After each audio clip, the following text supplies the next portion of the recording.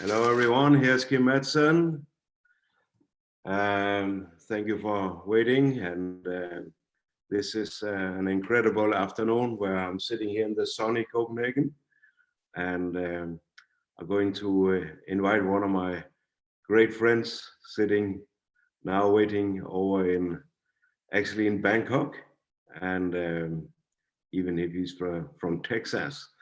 But this is an incredible guy that will inspire you as he's been inspiring me for decades. And he's one of the legends in our industry. And I just want to know before I get started, let me see in the chat, where are you from? Who are you? Give me some noise, even if I can't hear you, I can see you. I don't know who you are, where you are. This is quite exciting. India, Sweden, Algeria, Denmark, Faroe Island, Belgium, Norway, or Bulgaria, Zimbabwe, South Africa, US, Canada, Poland, Cameroon, Kurdistan, Benelux. Wow, you're from the whole world, and we are actually 1,500 who's registering in the room, and we know for sure that there will be a couple of thousand others following our live streaming. Welcome from Malaysia also, Dubai. So now you need to put your notebooks in front of you or record or whatever, but you will have 3 hours total one-man show from this guy. And I know this is only very, very few hours of his entire repertoire, because he is the biggest author in our industry. He is the one who's doing most books, most audio books, and he's been speaking and training to probably millions around the world for the last 4 decades. So I want to welcome you to my great friend, and you need to make some noise now because we can hear you, we can see you. So please welcome to Mr. Big Al Tom Skrider. Yeah, come on. Here is you. Hello, Kim. Hey, how are you, my friend? Very good. So I hope everybody has a pencil and paper, and we'll just get started because everybody wants to learn how to do their business better. Exactly. And I will leave the stage so you are on. Thank you so much, Tom. All right. We will see each other in Sweden or Thailand or wherever we meet again. So for everyone here on the call, here's the first question. Everybody says, well, what are we going to do during this COVID-19 coronavirus problem? And I go, huh?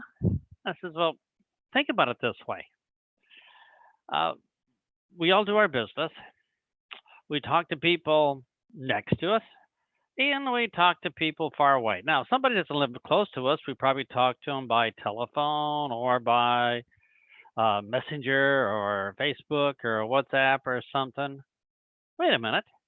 Nothing changed. Nothing at all. So some people say, well, this is all going on. Yeah, it's all going on, but nothing has changed. So we still communicate just the way we always did. So let's get on with it. Now let's talk about our prospects. Because there is a virus thing going on, will they still want better health? Probably more. Will they still have, I don't know, some people have gas in their stomach? Probably. Or itchy skin? Yeah, I think so. Or want to look good? Sure. How many people would like to have more money? Yeah. Or a second income. So not only is this normal, just like we always did the business, but it's probably better because our prospects are all home so we can talk to them. They can't say they're too busy to talk to us because we know they're at home watching television or Netflix or Sky TV or cable TV or something. So this is a great time to talk to them. Now, the question is, how are we going to talk to them? Well, for everyone here that's just brand new or just starting off, you may not feel very confident. So if you have a pencil and paper, let me write down the formula for confidence. Now, when I started, I was a shy, nerdy, personality free, charisma bypass, socially challenged engineer. Didn't know how to talk to people. It was like really, really hard for me. So, what did I do? Well, people say, well, just be brave, have the eye of the tiger, vision of an eagle. You just got to believe more. You know what? I tried that and I was still shy and not able to talk to people very good. So, all those things sound nice. And we can use our willpower and just go out and get rejection. But let me suggest there's another way. So, if you're shy and you want to be confident, this is the formula. So, right, confidence equals, it's going to equal two things: belief, BELIEF, plus skills, SKILLS. So, if you're not confident, if for some reason you don't want to talk to that person who makes a lot of money and is kind of mean like my evil uncle, guess what? We can have full confidence to do it if we have belief plus skills. So let's talk about belief first. And this is something as leaders that you and I are going to give our brand new distributors right away. This is our job.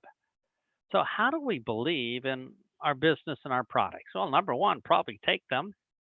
And if we have a strong personal result ourselves, that's the easiest way to get belief. Because for humans to believe something, we can want to believe, we can try to believe, but really easy is if we have a personal experience, it's easy to believe.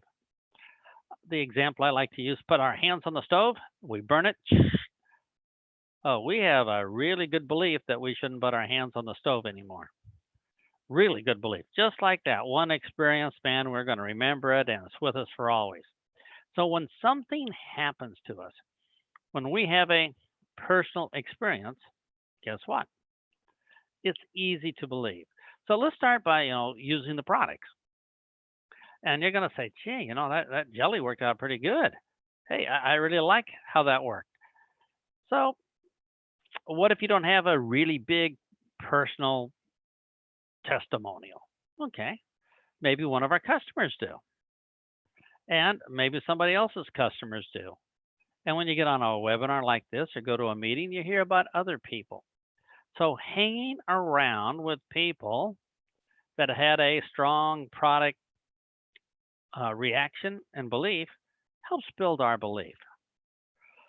Now, if you see how much products help people, our personal belief will have this inside us. Say, man, I don't care if I make money or not. I just want them to use it because it would help them so much.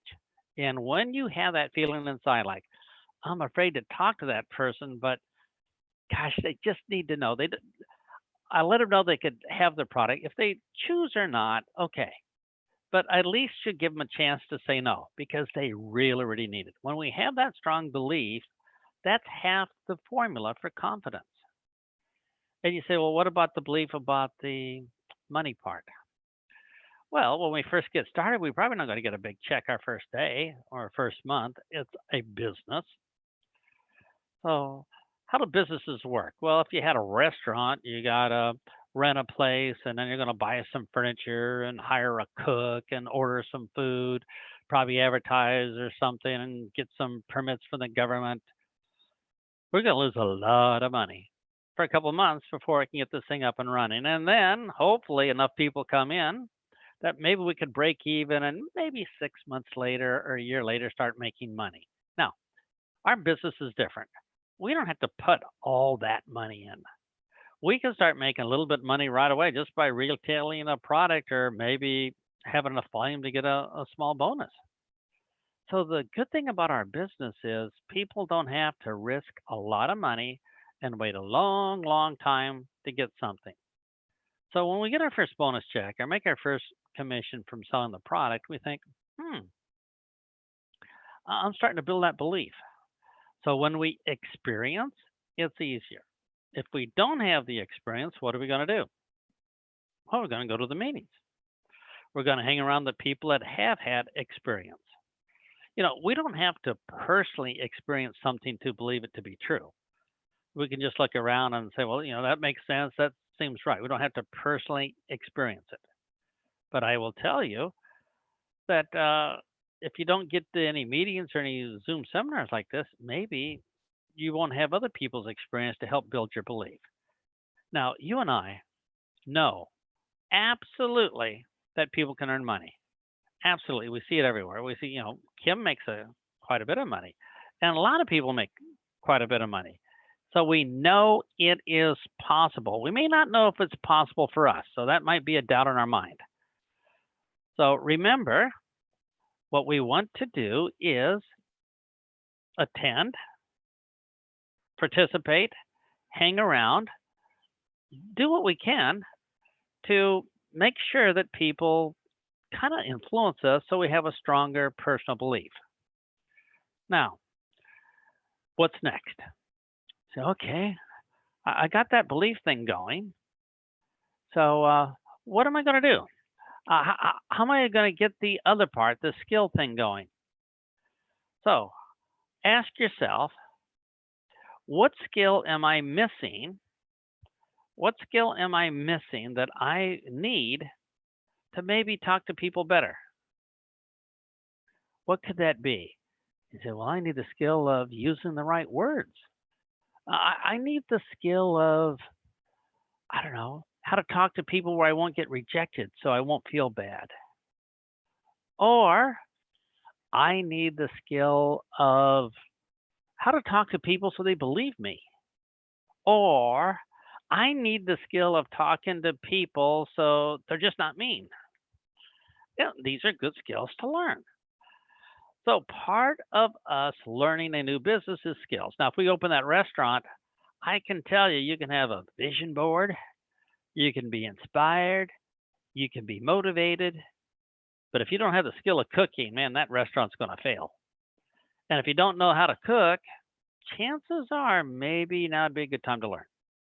So now we join network marketing. Here's what I did. I joined network marketing and I took my engineering skills into network marketing. Now, that would have been a mistake, wouldn't it? That would have been a huge mistake. And I made it. So instead of learning brand new skills of how to talk to people, I just explained it the best way I knew how because I just thought all we had to do was chat with people. And the answer is no. There are specific skills of how we talk to people so they understand us, believe us, open up their minds, and hear what we offer fairly. And that's all we ask. We just ask people, open up your mind and take away all the prejudice and your baggage and all this stuff. Just take it away, take it away. And once that's all gone, I'll place what we have to offer, could be a product or opportunity inside your mind. Now, once inside your mind, it's up to you. Will this serve you or not? That's your decision. So our job is to remove all the garbage and prejudice and barriers in their mind so they just hear what we have to offer fairly. That's it. No selling, no closing, nothing.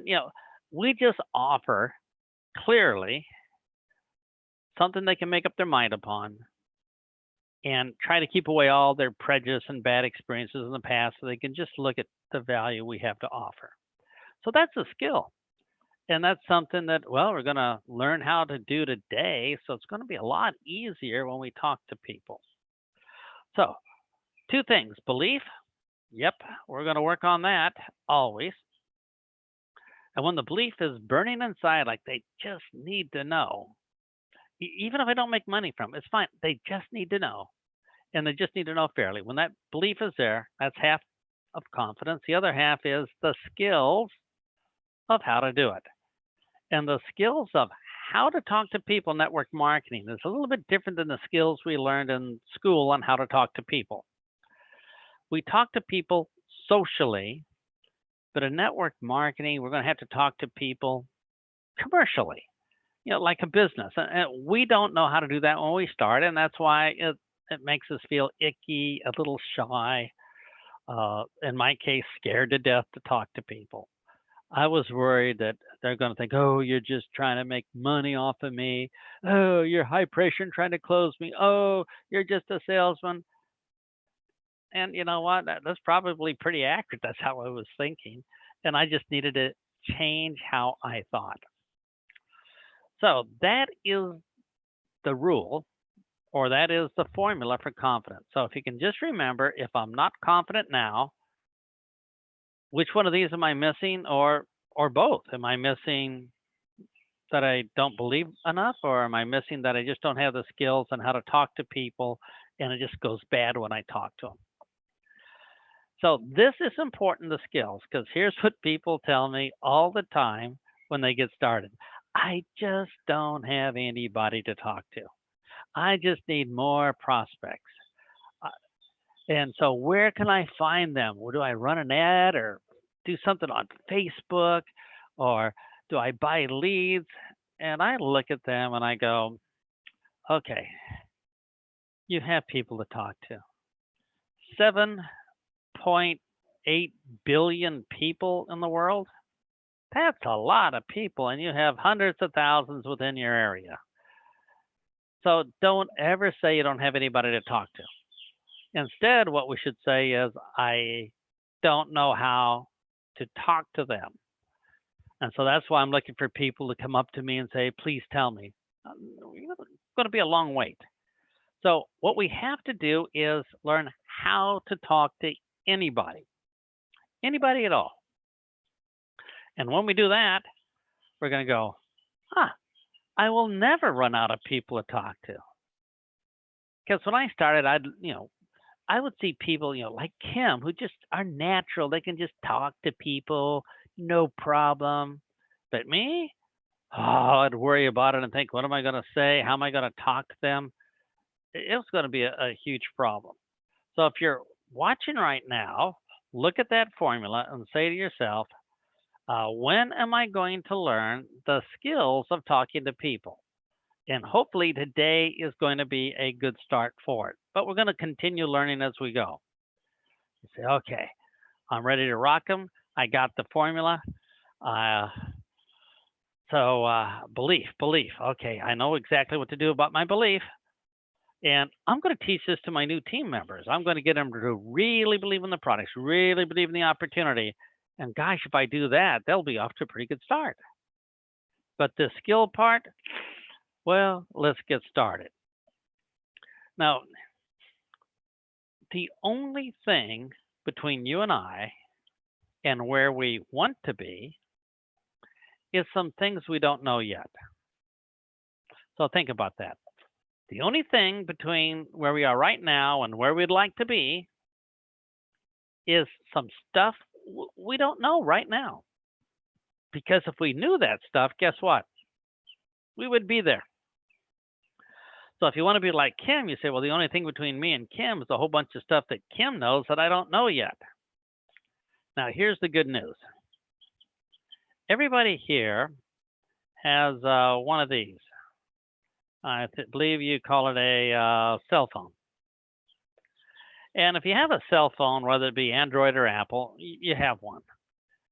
But roughly about 10, 12 years ago, nobody had a mobile phone. Nobody had a smartphone. Nobody knew how to use a smartphone. Now, how many people know how to use one today? Everybody. My 3-year-old granddaughter knows how to use a smartphone. She's swiping away and poking and figuring things out. But 12 years ago, nobody knew how to use a smartphone. It was a mystery. So here's what it teaches us. We can learn. 12 years ago, not a single human knew how to use a smartphone, but now everyone does. So as human, we can learn. So there's a bunch of stuff that we don't know right now, but I can guarantee everybody here on this call that we can learn those things. No problem. And we will learn these things. So don't feel intimidated. Don't feel like, oh, I can never do this. I can never be like Kim. I can never be like my leader. Yes, we can. We just learn the skills. And if we learn the skills, we can be awesome in this business. So that's the things we don't know that's holding us back. My question is, if there's a bunch of things that you don't know and you could learn, I can guarantee you could learn. Everybody here has probably learned to dance or use their cell phone or drive a car or something. I can guarantee that if you could learn, guess what? You have a choice. So I'd like you right now to make a choice and say, okay, there's a bunch of stuff I don't know yet that's keeping me from where I want to be. And I don't know it, but I could learn it if I wanted to. Do I want to learn? So if you can make that commitment to yourself, you're going to make it in this business. And you might be saying, but my experience has been horrible. I have all this experience that made me believe I couldn't do it. Well, yeah, many of us have these bad experiences, so we believe we can't do it. But we do know if we learn new skills, we can do it. So you say, yeah, this is easy for me. But remember, we're going to sponsor people who are not like us. We're going to sponsor people that's going to be doubtful. Uh, they're going to be unsure of themselves, no confidence, don't know anything about the business, and they don't believe they can learn new things. But we have to take the time and say, please relax. Think about all the things you learned that you didn't know before. You can learn new things. And then we'll ask them a question. If I can show you a fantastic life that you could have, but it would require learning things you don't know right now, but you could learn if you chose, would you be willing to join the business and learn new things? They say, yeah, but I can't do the business. You say, yeah, I know you can't do the business right now. You don't have the skills or anything, but they can be learned. I can guarantee you can learn them. And I can guarantee you can do them once you learn them. So if there's a bunch of stuff you didn't know, just you didn't know at all, but you could learn, would you make the commitment to join the business now and take some time to learn it so you have a brand new life? And if you put it that way, a lot of people's objections go away. Because when they start, they know already they don't know a bunch of stuff. So that's a really good close, a really good way to get people involved and say, when they say, I can't do it, you say, absolutely you cannot. Totally, 100% agree. But you could learn some secrets so you could do it. And I can guarantee you can learn these secrets and I can guarantee you can do them. So you have that choice. But my question is, would you join now and take the time to, learn these secrets so you could have a brand new life? And when you put it that way, it makes them feel better because we first heard this. We have all these things in our mind like, oh, I remember that terrible salesman. And I remember that time I failed at speech class in school. And I remember this. And, all our drama comes in. We want to move that out of the way and say, hey, you can learn this. And now all of a sudden people are going, all right, I think I'll join this business. I'll give it a try. And if I fail, I understand there's going to be some failures along the way, but I'm going to learn just like learning how to use, one of these phones. So are we ready? What are we going to teach them? Well, let me give you the first secret that you and I do not know. And when you learn this secret, it will change your life forever. And this secret is going to be hard for everyone to believe here. When you hear this secret, you're not going to believe it. You're not going to think it's possible. You're going to think this is stupid. This is ridiculous. It can't be that way. I'm positive it's the other way. And that's normal because all of our life we believed something else that wasn't true. So here's the secret. The secret is when you and I sit down with somebody, it's all over in about 10 or 15 seconds. All over. They have already made their final decision, yes or no, and they haven't even heard the name of the company yet. They don't even know what our products are.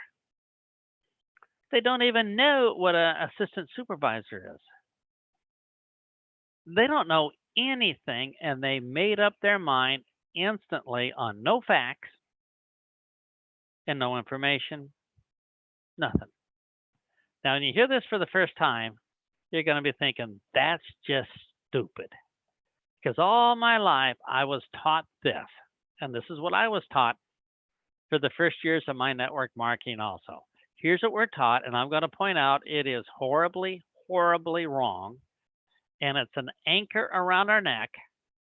It's going to hold us back, destroy our business, keep us from success, and make it so hard that you will want to quit just because we believe something that's totally not true. So are you ready? Let me show you what they taught me when I first got started. They would say, so Big Al, the company makes the stuff, so you don't have to worry about that. Yeah. Whew. And they ship the stuff even to customers. Oh, that's good. That's good. And they have a website, and they have lawyers, and they take care of everything. I said, so what do they need me for? And they said, well, the only reason they need you and I is they can do everything except one little thing, and that is to get people to say yes. The company can't get people to make a yes decision. They can't get people to say, yes, I want to be a distributor, or yes, I want to be a customer. That's the only thing they can't do. So they partner with us and they say, hey guys, here's the partnership. We'll do everything. All you have to do is get people to say yes. Really? Yeah. You mean I don't have to be a aloe vera scientist, researcher, and all this stuff? No. They have scientists for that. They have websites. They have videos. You mean I don't have to understand the compensation plan? No. Nobody understands the compensation plan. You just get paid. Get over it. So what you're saying is my only job is to get people to say yes. I say, yeah. The only thing the company's going to pay you for is the only thing they want you to do, and that is to get people to say yes. Nothing else. So I say, so I don't get a bonus for doing long presentations? No. I don't get a bonus for follow up and calling people who don't answer? No. I don't get a bonus for people that say, I want to think it over? No, there's no I need to think it over bonus. The only thing they pay us for is to get people to say yes. That's all we do. And I think, well, that's a pretty good deal. The company does everything, and all I have to do is get people to say yes. Hey, I like that partnership. That's cool. So all I have to do is get people to make a yes decision. Yes decision. They go, okay, I got it. Now, here's what you and I don't know. You and I thought that people make yes decisions after a long, stupid, silly video presentation, demonstration, flip chart, compensation plan, whatever, and that's not how humans make decisions. Humans make decisions right away in the first 10 or 15 seconds. Now, I did not know this. So here is what I did. I told people all about the history of the company. I told them all about the company founders. I talked to them all about the different scientists and all the research reports and all the testimonials, and I showed them all the products, and I explained the compensation plan, and maybe another video and more testimonials, and then after 20 minutes, 30 minutes, 45 minutes, or an hour, however long I talked, I would say, and now for a decision, do you want to do it? That's not what happens. People do not make an informed decision based upon facts. Now, this is important. If we make this simple little mind change in the beginning, change our beliefs about how people make decisions, I will guarantee you everything else in our business is going to be easy. All the silly things we do that we think help people make decisions, we will stop. They say, I just can't get this. I can't get my head around it. Well, here is how humans make decisions. They take a look at us. They take a look at us and think about it. Somebody walks in the door right now. And when they walked in the door, we looked at their face and we prejudge them quickly and harshly. We prejudge them. Oh, I don't know if I can trust that person or not. I don't want them to sit next to me. I'm going to guard my purse. Or, oh, they look like an okay person. All right. We judge people. All humans do that. And we do that because I guess when we're cavemen, when you met a stranger, you want to know if they're going to kill you or not. So we still look at people and judge them.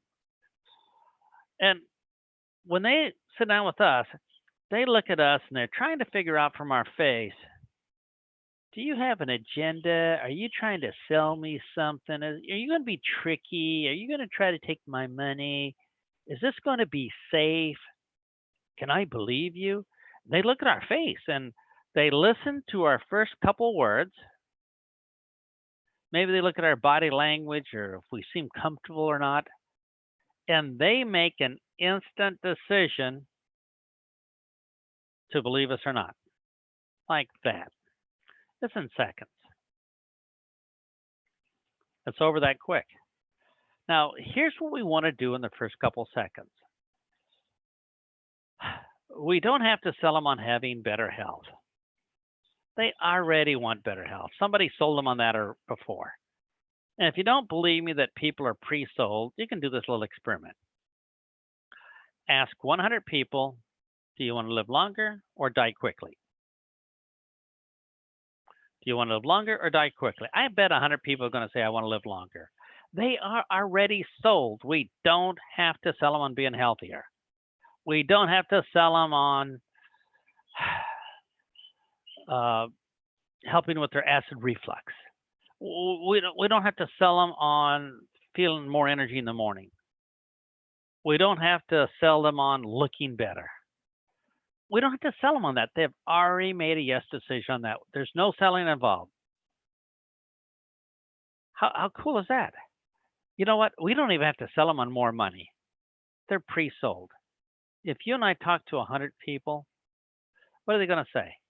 We say to 100 people, do you want more money in your life or less money? 100 people are going to say, I want more money. So we don't even have to sell them that.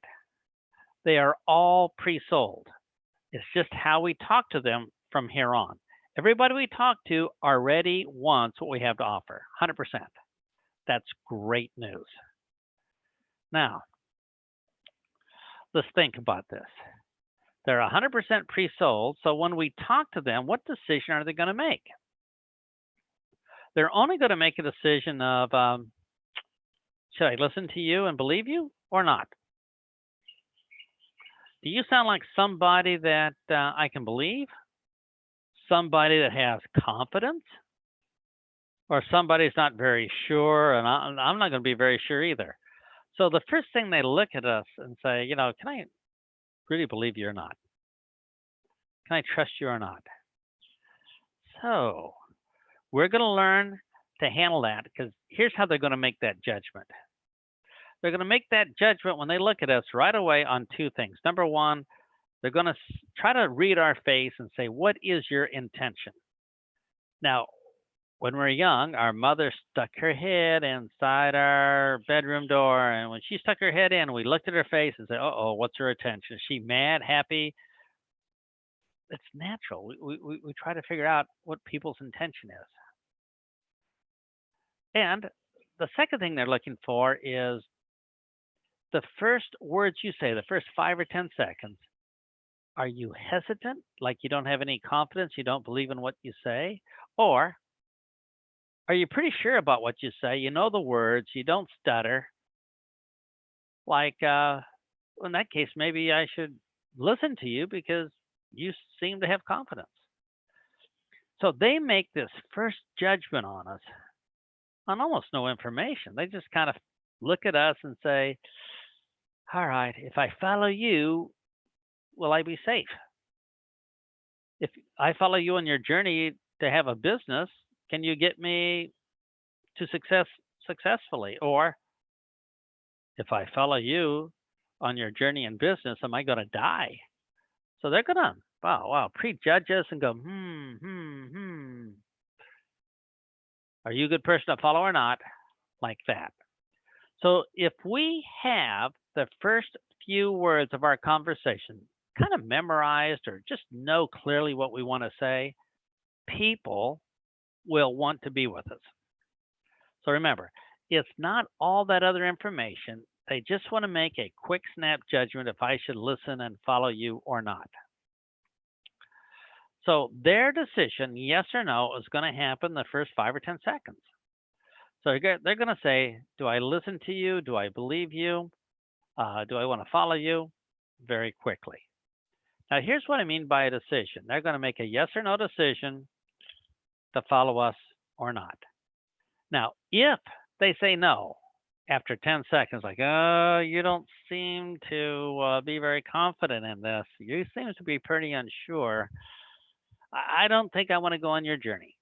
Well, in that case, that means no. And that's okay. We just go on and talk to somebody else. Now, after 5 or 10 seconds, they're thinking, yeah, you seem to know what's going on. I think I want to follow you. That's a yes decision. So here's how humans think. They say, what I want to do is make an instant yes or no decision quickly, very, very quickly. And then if the answer is no, I want to think about something else. And if the answer is yes, then you can give me some details. And that would be our presentation where we show them the video, the testimonials, we sample some products on their hands. So how humans like to receive information is this. Please give me a chance to say yes or no quick. That way I can save time. And if the answer is yes, it's interesting to me. If I make a decision, yes, this is interesting to me, then and only then give me a presentation. So the mistake we make early in our career is we want to give them a presentation because we think people make decisions on information and they don't. Here's what people want. They want a chance to say yes or no right away. And then if the answer is yes, then give me information. Now there's a reason for this. Our human mind can have one conscious thought at a time, just one, that's it. And we got a lot of things to think about, like who fed the dog? What am I going to do at work tomorrow?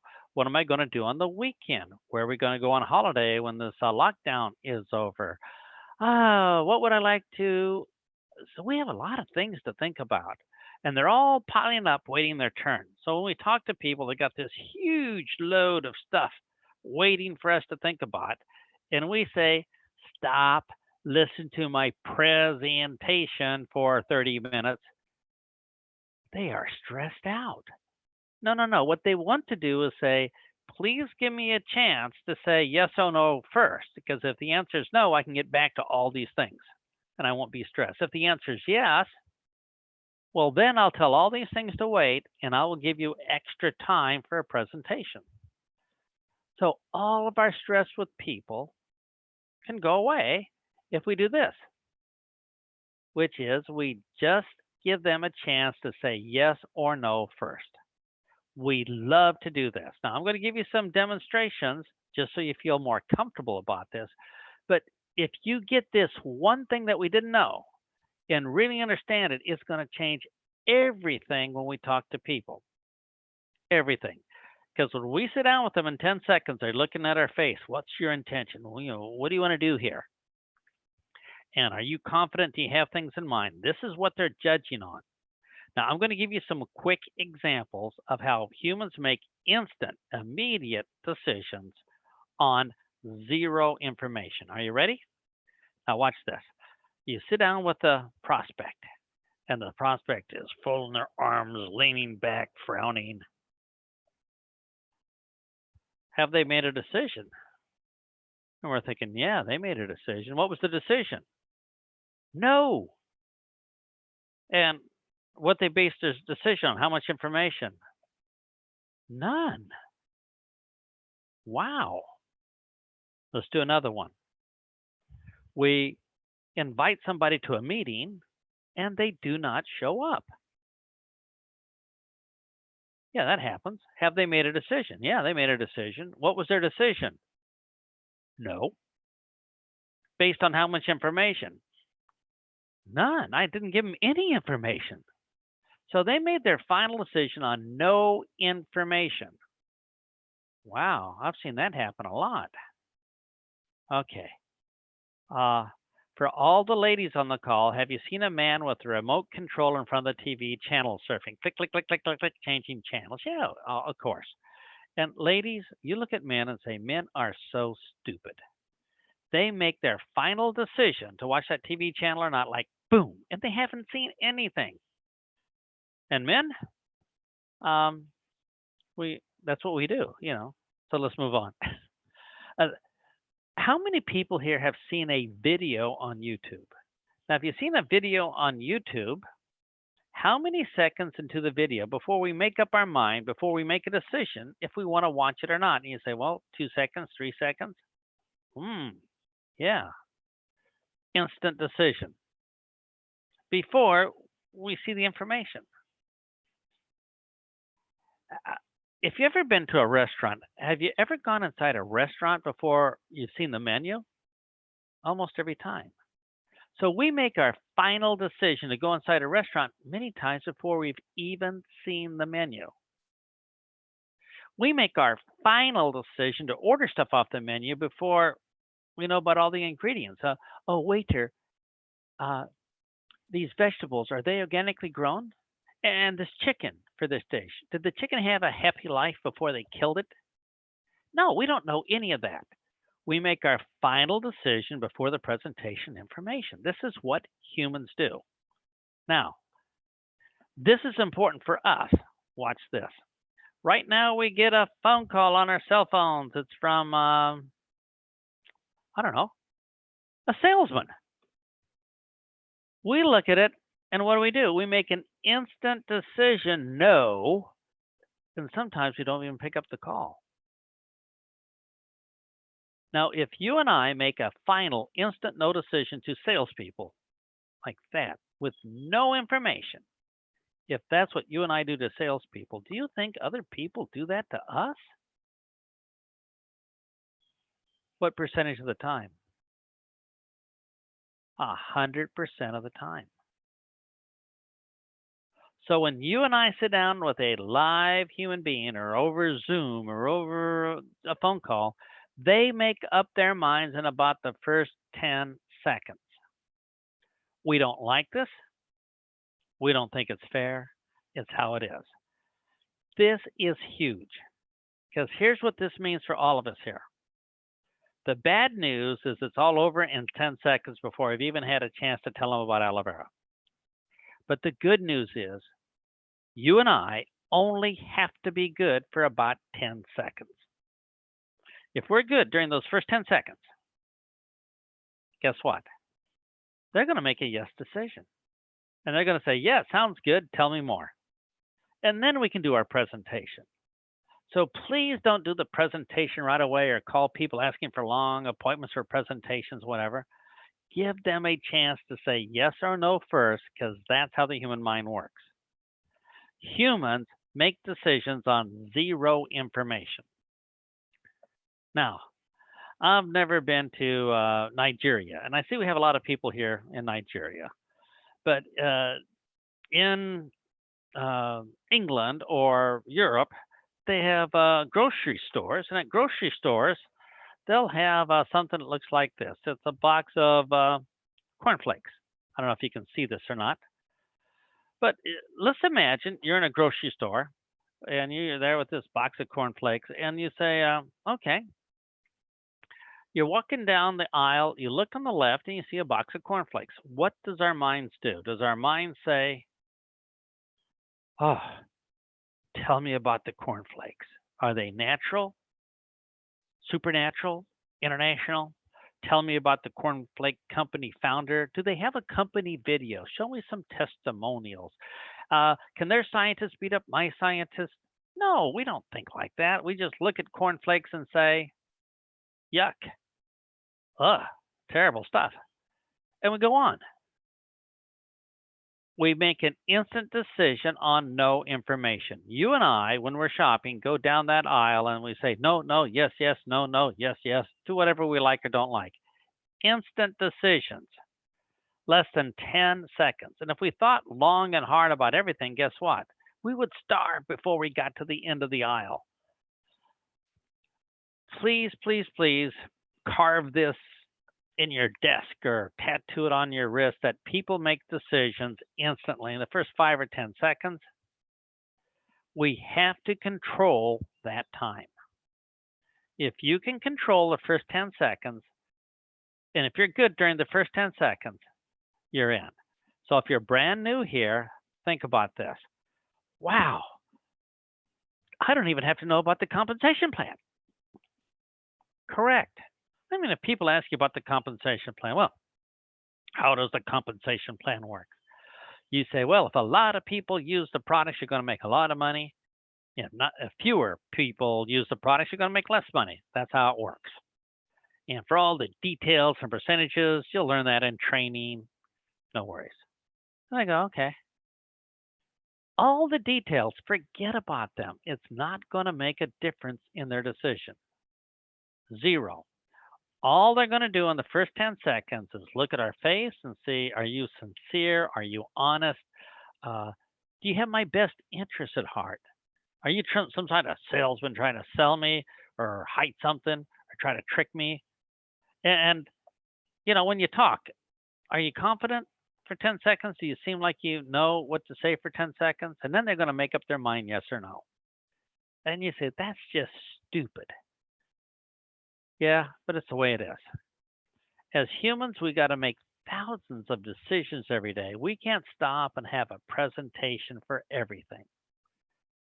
Now, I want to show you why it's been impossible for many of us to get appointments with relatives and friends. We call and we say these words, and it scares them to death. We call them up and say, hey, good friend. And they go, uh-oh, sounds like you have an agenda. You're going to try to borrow money from me or ask me to move furniture. Uh-oh, I got to be careful. And then we say, I just joined a new business. And they go, oh, no. Oh, no. They're probably going to want to sell me their new stuff or make me join business. Terrible. And we say, I just need 20 minutes of your time. 20 minutes? I got 10,000 things to think about. I can't give you 20 seconds. And I want to come over and give you listen to this word, presentation. Presentation, that means a salesman. Oh, no, I don't want that. And they're going to do everything possible not to set an appointment with us. And here's what they're going to do. They're going to say, you're my friend. I can't tell you I'm not interested. I can't tell you no. But I got to get rid of you. And I just want to make a quick yes or no decision. So they will always say things like, well, just tell me what it's about first. So I can make a yes or no decision first, because that's how I like to do things in my life. So they always say, well, tell me a little bit about it first before you take up a lot of my time and sell me or give me a presentation. Just tell me the first thing.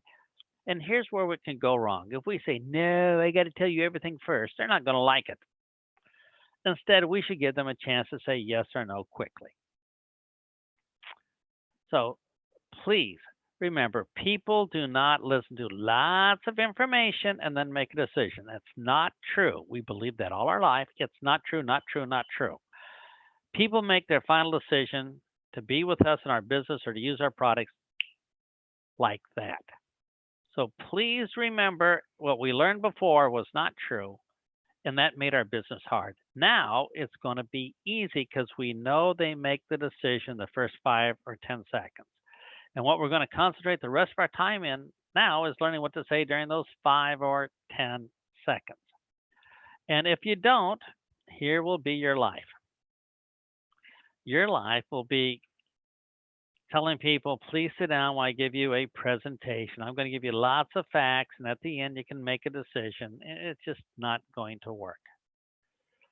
So relax, exhale. All we have to do is give people a chance to make a yes or no decision. If the answer is yes, we can tell them more about our business. That's it. So are you ready? Let's learn the words and how to talk to them. So I'm going to show you a little formula, and this formula follows how the mind works. We'll see if we have later on enough time to kind of explain the steps the mind goes through, but you don't need to know any of that if you just know this one little formula. So I'm going to show you how to meet new people that you don't know and close them. Get yes decisions instantly with no rejection. So are you ready? And all it does is learning some things we don't know yet. And we can learn, remember, it's just something we don't know yet. So let's go meet somebody brand new. Now, it doesn't matter if you met them on the internet or over the telephone, if you met them at your family reunion, if you met them while you're shopping. It doesn't matter where you meet. It always follows this formula, always. So, got a pencil and paper? You might want to write down our part of the conversation. So the first thing we're going to do is say hi, H-I. So if you say the word hi, H-I, you say, well, that's not going to take me long to memorize. I could probably memorize that right away. Yeah. Hi. That's all you have to do when you meet somebody is say hi. Now, some people say, I'm so nervous talking to people. I'm even afraid. And I said, here's what I'd like you to do. For 1 week, everybody you see, just say hi. That's it. Just say hi, and you're done. Well, what if they answer back? Run. Just run away. Run away. You'll be fine. Just say hi. And at the end of the week, you've said it so many times, it's almost a habit. And you've probably seen that there's only 3 or 4 reactions that can come up. One is they'll say hi back. Most will. A couple might say, hmm. A couple people will pretend like they don't hear. And that's it. And all of a sudden, you're comfortable with meeting people because you are comfortable saying the word hi because you said it 100 times. And you know what? It's been pretty safe. So to help them overcome their fear, they have them have more confidence and good experience. I'm going to have them have a lot of good experiences by just saying hi. So how many people here so far have learned the word hi? And that's a pretty good start. And you say, well, all right, I can do hi. So I said, if you say the word hi, what do you think is going to happen next? Well, you're thinking the other person I'm talking to is going to say hi back. Correct. What percentage of the time? Well, just about 100%. So if we say hi, you can almost guarantee that the person we're talking to is going to say hi back. And you're not going to be surprised because you've seen it happen over and over again. And sometimes you're going to see somebody going like, what's the answer? Oh, yeah, hi. But most people are going to say hi back, and they'll be safe. So we got the conversation started. Let's continue. Now, once they said hi, I'll give you a little secret. And this will make you a high-level mind reader. Now, I'm going to ask you, if you were talking to a high-level mind reader, somebody who could read your mind, would you be impressed? I would be. So we're going to say, wow, you are a mind reader. I have a lot of confidence in you. Wow, I only could hope I'd be as good as you. Oh, you're a mind reader. Oh, I should listen to you. That'd be impressive, wouldn't it? So what you and I are going to do is become professional mind readers with a little mind reading trick. And it's so easy, but it will impress people and they will just want to hug us. So here is what we're going to do. Now, when we finally get to talk to people, when we do our part of the conversation, we're going to have to say 2 sentences. And these 2 sentences will literally read their mind. They will be so impressed. So how are we going to read their mind? Well, we're going to use a mind reading trick. We're going to have them tell us what they're thinking first. Now, if they tell us what they are thinking first, all we have to do is remember that and repeat it back to them. It is so simple. And you say, well, don't they catch that? No, they never do. I've never seen somebody notice that. It's like watching the same magic trick over and over. It just happens, and we just say magic. So everybody here, I want you to think: could I do this mind reading trick if they told me the answer? Sure. Now, when we say our two sentences, these two sentences are going to close them because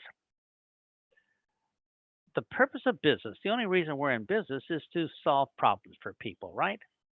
If people don't have a problem, if they're going to live forever, health products are going to be hard to sell. If they're going to be rich forever, well, it's going to be pretty hard to sell them business opportunities. But people have problems.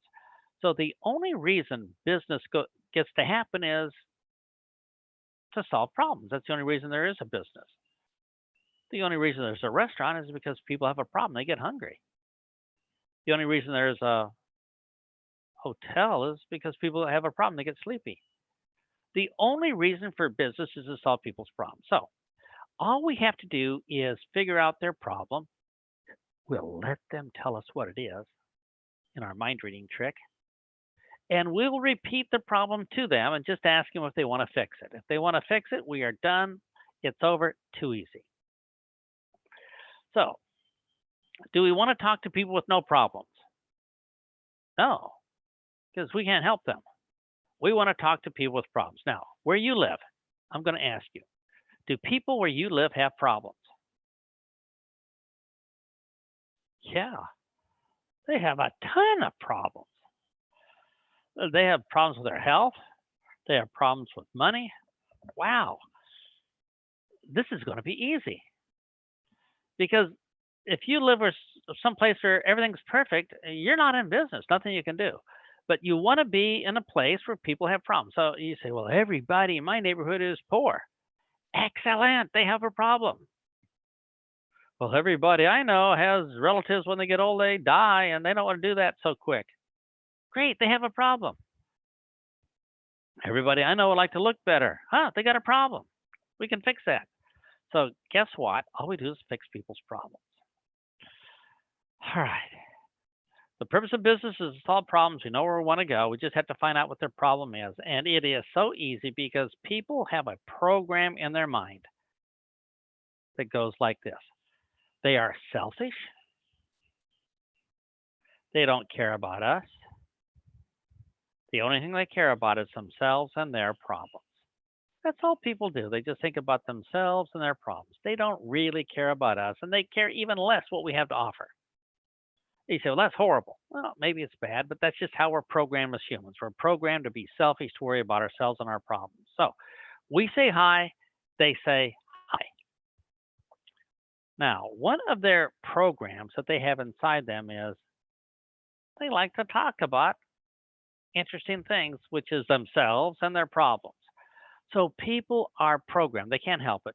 As soon as they meet a stranger, the first thing they want to talk about is their problems, how hard it's been to get here, how much they suffer, how much pain they go through in life, how difficult things have been. They just want to talk about their problems. It's human nature. We are programmed this way. Some people are programmed like they're really big on this, some are smaller, but everybody wants to talk about themselves and their problems. But you say, when do I get a chance to talk? The answer is not now. They don't care about us, and they don't care about what we have to offer. They care about themselves and their problems and just love dumping their problems on other people.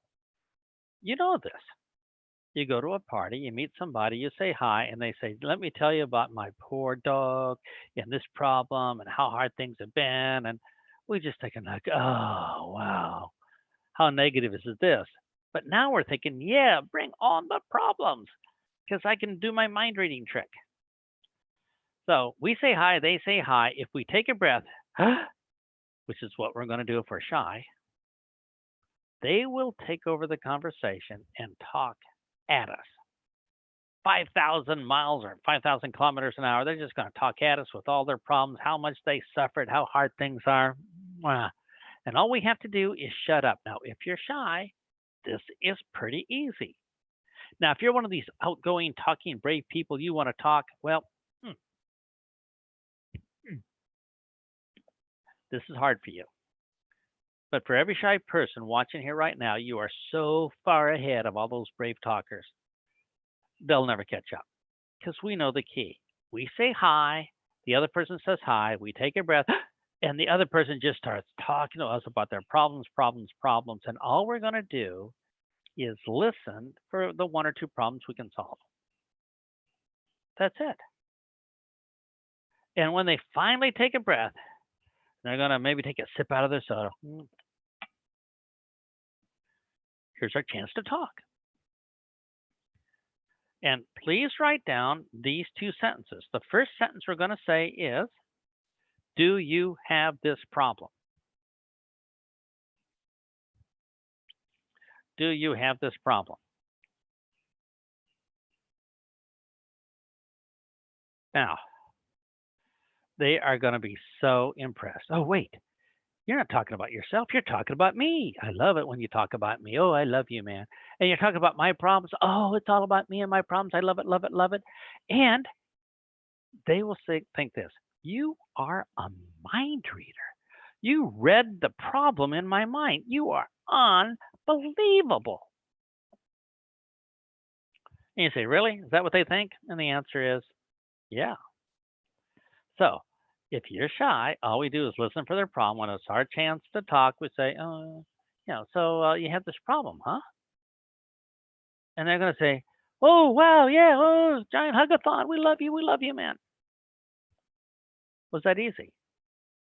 And if you're a talker, well, I'm sorry.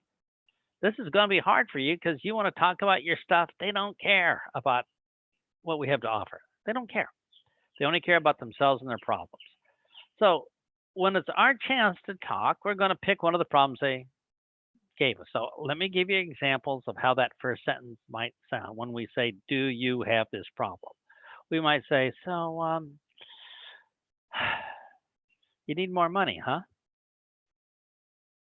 Or, oh, so the job doesn't pay very well, right?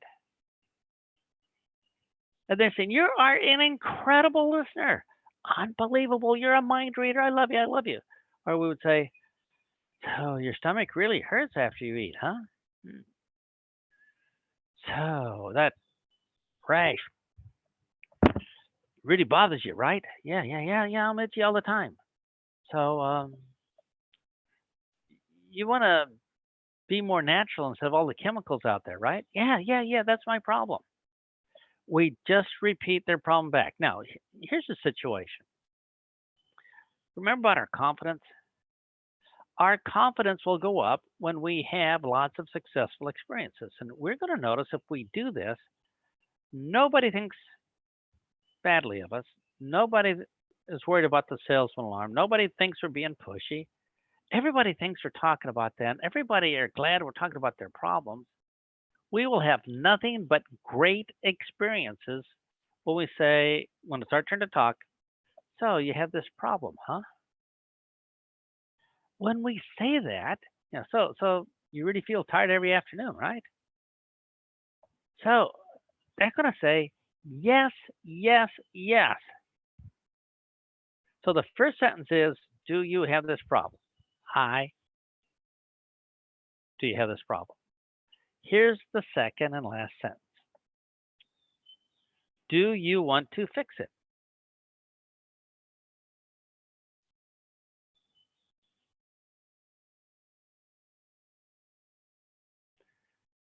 Now, what are the two possible answers to do you want to fix it? Yes or no. Now, if the answer is no, they don't want to fix it, leave them alone. They're happy. We're not here to ruin somebody's happiness, but most people are going to say what? Yeah, I want to fix it. And they have made the only decision we're worried about, which is, I have this problem and I want to fix it. Now, when they say I want to fix it, you and I know we have a solution, right? We can show them the opportunity if they need money. We can show them the products if they need better health or to look good. This is so easy. So we're not asking them to make a decision on our business. We're not asking them to make a decision on the opportunity. We're not asking them to make a decision on a 10,000 details. No, no, no. We're just asking them to make a decision in the first 10 seconds of, do you have this problem? Do you want to fix it? Now, does that sound easier? Because if they say, yes, I want to fix it, then they will say to all those decisions, you know, stay away. I want to hear some presentation here so I can understand how I'm going to fix my problem. It's okay. I can hold these off for a little bit. You know, just answer me a couple questions, or if I ask you to show me a video, show me a video. If I ask you to tell me about the background of the company, you'll do it. I'll tell all these things to wait. But for now, I've made a yes decision. I want to fix my problem, and you got a solution. How cool is that? So once we know the secret that people make decisions first, oh, wow, this is so easy. And then we're just going to ask them if they want to fix the problem. Now, I use some words that in English sound very nice. And the words are, would it be okay if? Now, if you translate to another language, you're going to have to think of something that sounds similar. But when we say, would it be okay if, these words in English cause people to say, I want to say yes. It's going to be so hard for me to say no. I just want to say yes because you said it so nicely, like, would it be okay if? So I like to ask them if they want to fix it by saying, so would it be okay if you fixed it? Or would it be okay if we did this? Or would it be okay if? And they will almost always say yes. So that's how we get the final yes decision in the first 10 seconds. It doesn't take a lot of skill because they tell us the answers. They tell us their problem. And after that, we just look like a mind reader. So let me give you some examples. So if we listen for their problem, because we're not talking about our stuff, and then we know their problem, when we get a chance to talk, we say, you know, so you have this stomach acid all day long. It must really hurt. Is that right? Yeah. Well, would it be okay if you tried some natural juice to see if it would help? Natural? Help? Yeah. We're done. Let me give you the next words. You might say then, well, let's fix that now, or let me show you something now. But the decision has been made before we started, which means there's no sales presentation. They've already made a yes decision. Now it's just an explanation. They go, wow. So let's try this. They say, well, I just don't have any energy. So now it's our turn to talk. So you find yourself tired in the afternoon a lot, huh? Yeah, I'm tired every afternoon. Well, would it be okay if you had a something natural that would help? Sure. Just like that, it's done. So, blah, blah, blah, and they talk about their problems. So, the job just doesn't pay enough with everything going up in price every month, right? Yeah. Would it be okay if you had a little part-time income to help? Yeah. Done. Blah, blah, blah, and I hate my job and it takes so long to get to work. Well, so you hate spending an hour just getting to your job every day, right? Oh, yeah. Well, let me ask you, would it be okay if you could work out of your home instead? That would be great. Tell me more.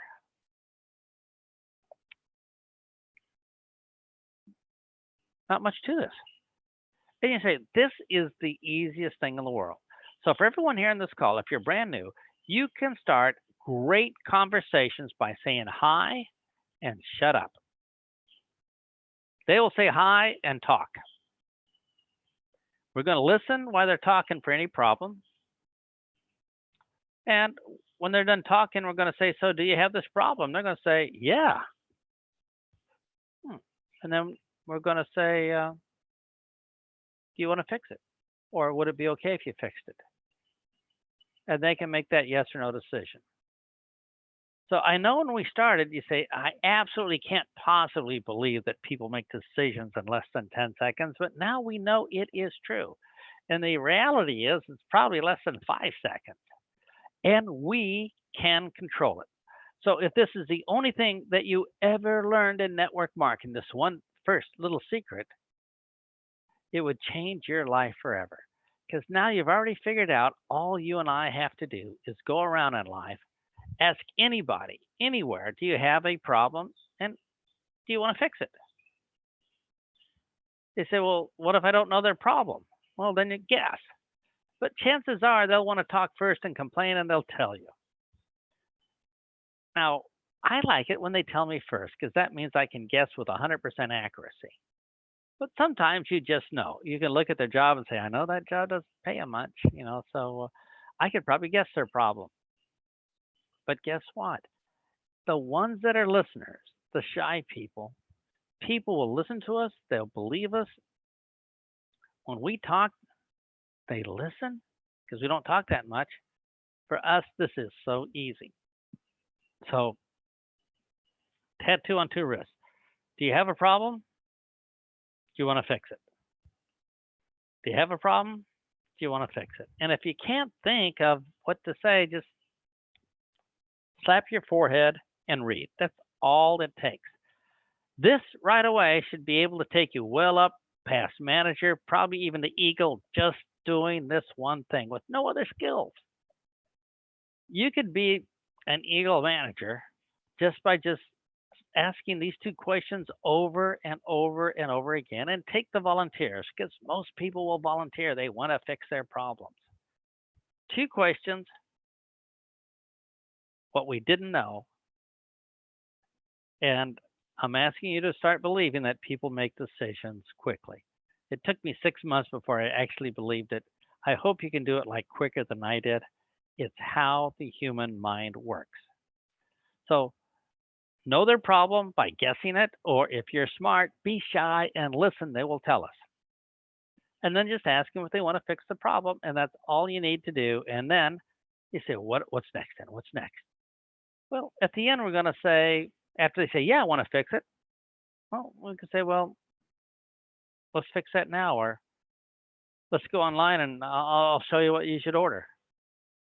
Or try this on your hand if you're next to them. Just tell them next. They say, what about the opportunity? They say, well, that sounds good. So how does this all work? Well, you say, well, where do I start? This opportunity, this presentation that's really, really big. Maybe I'll be telling them a whole bunch of stuff they don't want to know and waste their time, and then they'll be bored. Well, we don't want to do that. So let's be polite.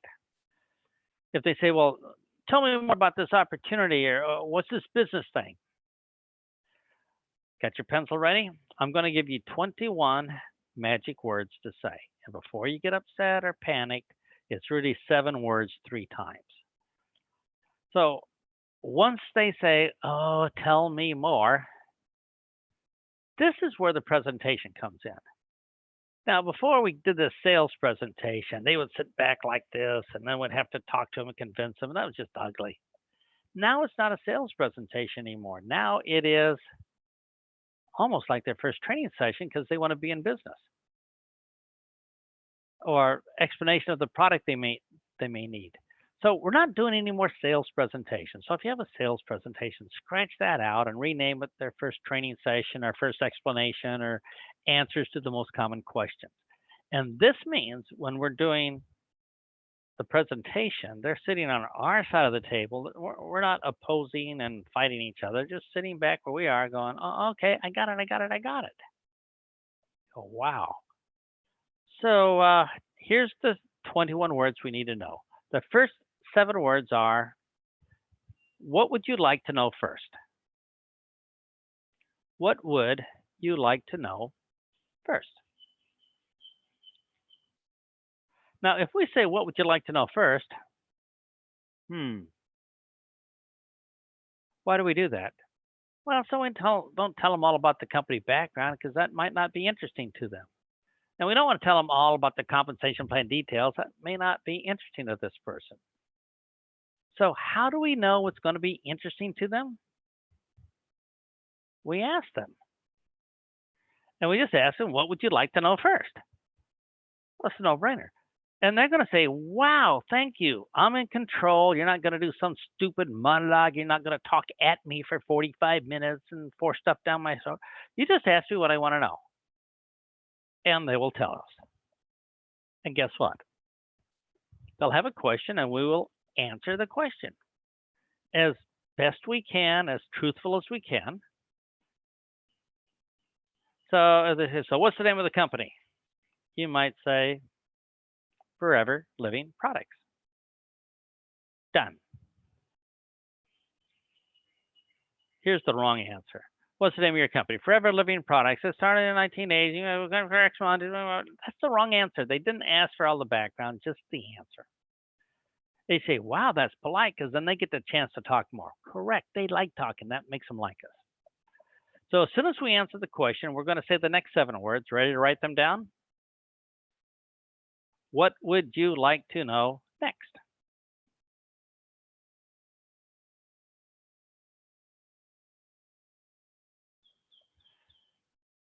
And they'll tell us what they want to know next.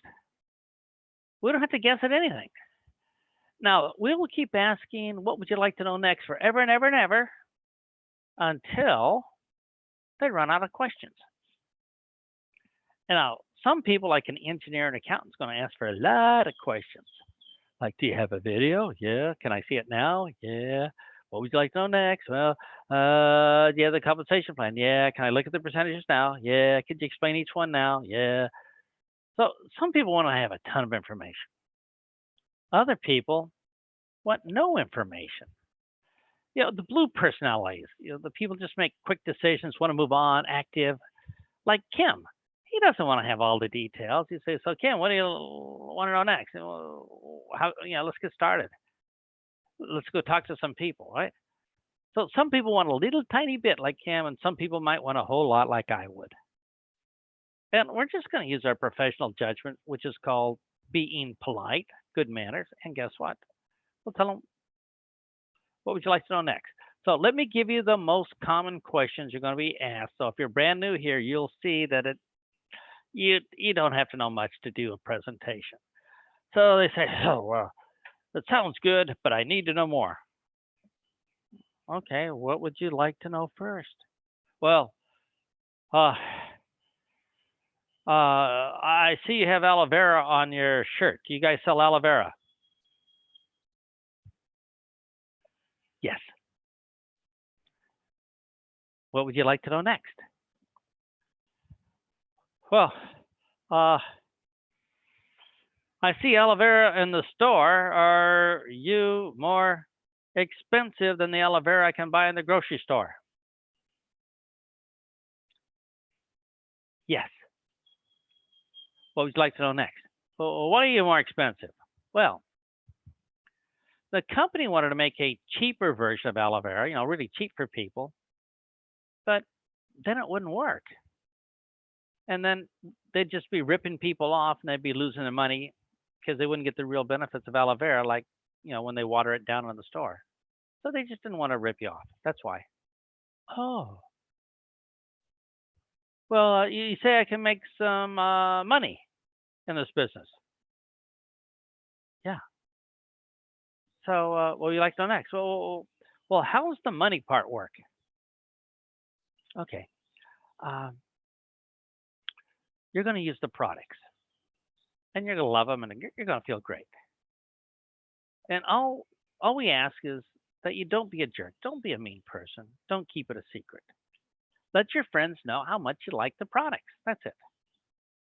And if they want to get some, great. If don't, no problem. But don't be a jerk. Don't keep it secret from your friends.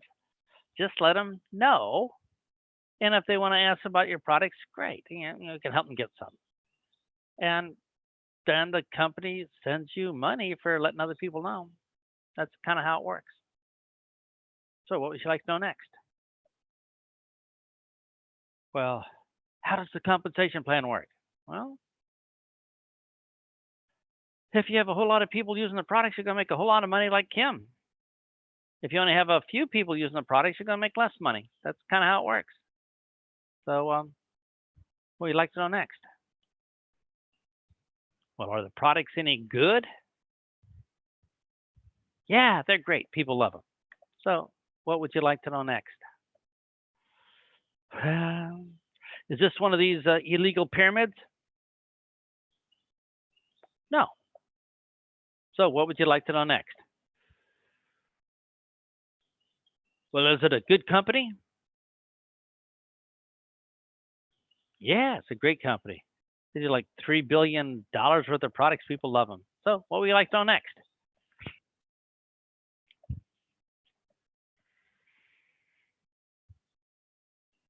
Do you think I can be successful in this business? Yeah. I mean, we'll have to learn new things that we don't know now, but yeah, I mean, you learn how to use your cell phone, right? Yeah. Well, yeah, you can be successful if you want to. Sure. What would you like to know next? Man, I can't think of anything else. Okay. And now it's time for our last 7 words. Ready with your pen? When they finally run out of questions, Kim runs out of questions like instantly. Me, I'm going to ask questions for a while.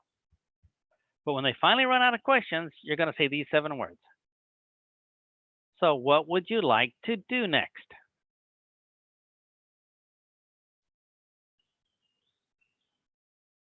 Yeah, what would you like to do next? And then people will tell us what they'd like to do. So when they run out of questions, say, so what would you like to do next? So here's some possible things. So I said, all right, so all your questions answered. Okay, so what would you like to do next? And they might say, well, I guess I'd like to get started. That was easy, wasn't it? Or we say, so what would you like to do next? Well, I'd like to join on Friday. I get paid on Friday. Does that work? Yeah. Or maybe at the end we say, so that answers all your questions. Well, what do you want to do next? And they say, well, I want to think it over. So we say, great, great, great. Think it over. Take all the time you want. When should I get back to you? And they say, well, I want to think it over till the holidays. Oh, which holidays? Christmas 2025. Okay. Do I call you or you call me? You can call me Christmas 2020. Okay, I'll put it on my calendar. Or we say, so what would you like to do next? And they say, I'm a professional loser. Nothing good ever happens to me. Everything I touch goes bad. I just want to fall on a sword. Would you hold the sword for me so I could fall on it? Okay, I'll do that. Just kidding, of course. So here's the point. We just ask them what they want to do next. Nothing more complicated than that. No rejection. It's their life. They have an option of fixing their problem or not. So here's how we talk to people. Hi. They say hi. They start talking and dump all their negativity on us. And if we're a listener, oh, this is so easy. When it's our chance to talk, we take one of the problems they talked about and do a mind reading trick. We say, hey, do you have this problem? And they're going to say, yeah. And then we're going to say, do you want to fix the problem? Yes or no? And the decision's made. You and I are only going to talk to people that make yes decisions. We're only going to give presentations to people who have already said yes. This is the easiest thing in the world. And they say, well, what do we do next? We say, well, let's get you some juice now. Or let's get you this product now. Or let's get you started our business. But I don't know anything about your business. Well, of course you don't. That's why we have training. You'll know nothing at all when we start, and then you'll know a lot when we finish. Well, I don't know how to do it. Well, of course you don't know how to do it. You didn't know how to use a smartphone 15 years ago. They hadn't even existed, but you can learn. I can guarantee you can learn our business. And I can guarantee you probably don't know how to do it right now, but you can learn. Trust me, you can learn. Even I learned. So they say, well, I have some questions. You say, well, ask away. What question would you like to know first? What question would you like to know next? Till they run out of questions. They can't think of anything. And most people run out of questions at 3 or 4 anyway. Then they say, so what would you like to do next? And they say, well, that's not high pressure. I get a choice. I have an option of what I want to do next. This is great. I can keep my life the same. I can keep my miserable life if I want. Or I could take this new option you gave me and make my life better. What do I want to do? Keep my miserable life? No, that's why I said I wanted to fix the problem. I already made the decision. So let's get on with it. And this is how we talk to people. So it's not any more complicated than that. You don't have to have a million answers. You don't even have to know how the molecule of aloe vera rotates 90 degrees. None of this. This is an easy way of talking to people with no rejection. I hate rejection. Now, there's 2 things you can do. I mean, if you're afraid of rejection, you could just be brave, go out and get more rejection, but that's kind of a crummy thing to do. Or you could learn how to talk to people with no rejection. So even if you're shy, like I am, scared of my shadow, I can still talk to anybody. And it's always a pleasant conversation because we're talking about them and their problems. They absolutely love it. Now, we're going to take a little 10-minute break here for a moment so you guys can get replenish yourself with some snacks and stuff. But during the break, I'd like you to be thinking of some questions. So what we would like to do when we come back is answer your most important questions. And so you'll be able to just type them in the chat here, and just don't type them too fast so I can keep up. But let's take a look at the biggest problems or objections we have. But I will guarantee you that almost every problem you're having right now is being caused by something we don't know. And a lot of the problems are being caused by we didn't know that presentations are not needed for decisions, and we've been pushing this presentation on them because we thought presentations are necessary for decisions, and they're not. We've been causing most of our problems by trying to get presentations with people. We don't have to do that. Most of our problems will automatically go away with our new knowledge of something we didn't know. Now, are there more things in this business we don't know? Oh, yeah. But each one will make it easier. And the only reason we're not where we want to be right now is super duper diamond manager forever is there's a bunch of stuff we don't know yet. But we're learning it now. And learning this is the big one. This is the biggest thing. This is like 50% already. When you solve this problem of not trying to sell people with presentations, and we understand that they make up their minds in 10 seconds, even though we don't like it, and I don't like it either. But once we understand that, ka-ching, ka-ching, ka-ching, it is going to be so much easier. So for right now, let's take a quick 10-minute break, and I'm going to try to copy and paste all these questions that are coming in like way too fast for me, and try to answer as many as we can when we come back in 10 minutes. So quick 10-minute break.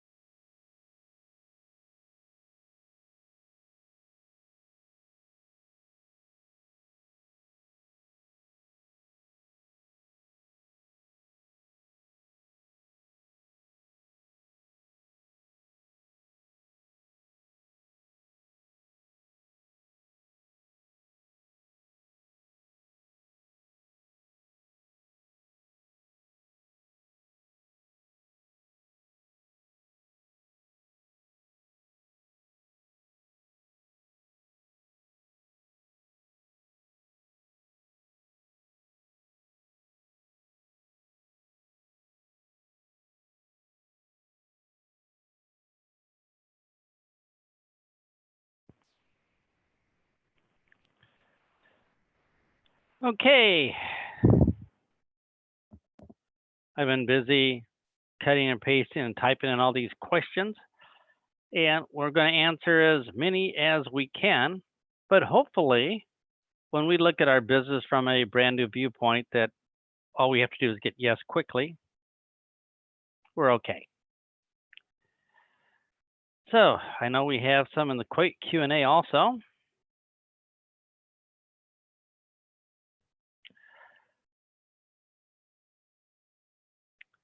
And in 1 minute, we'll get started.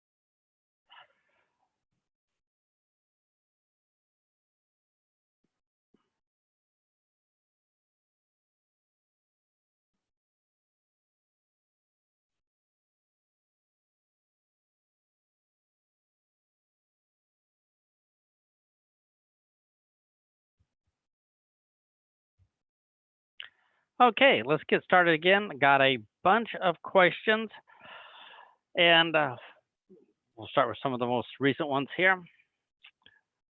Now, in our business, I want you to ask yourself, is it a requirement that any one particular person joins your business? Here's what I mean. Does Forever Living Products say if you cannot get your brother-in-law to join your business, you will fail and you'll never get a check? You have to get a brother-in-law to. No, they don't say that. So we have 7.8 billion people in the world. So if one does not want to join our business, we can still be successful if that one person doesn't join. Is that true?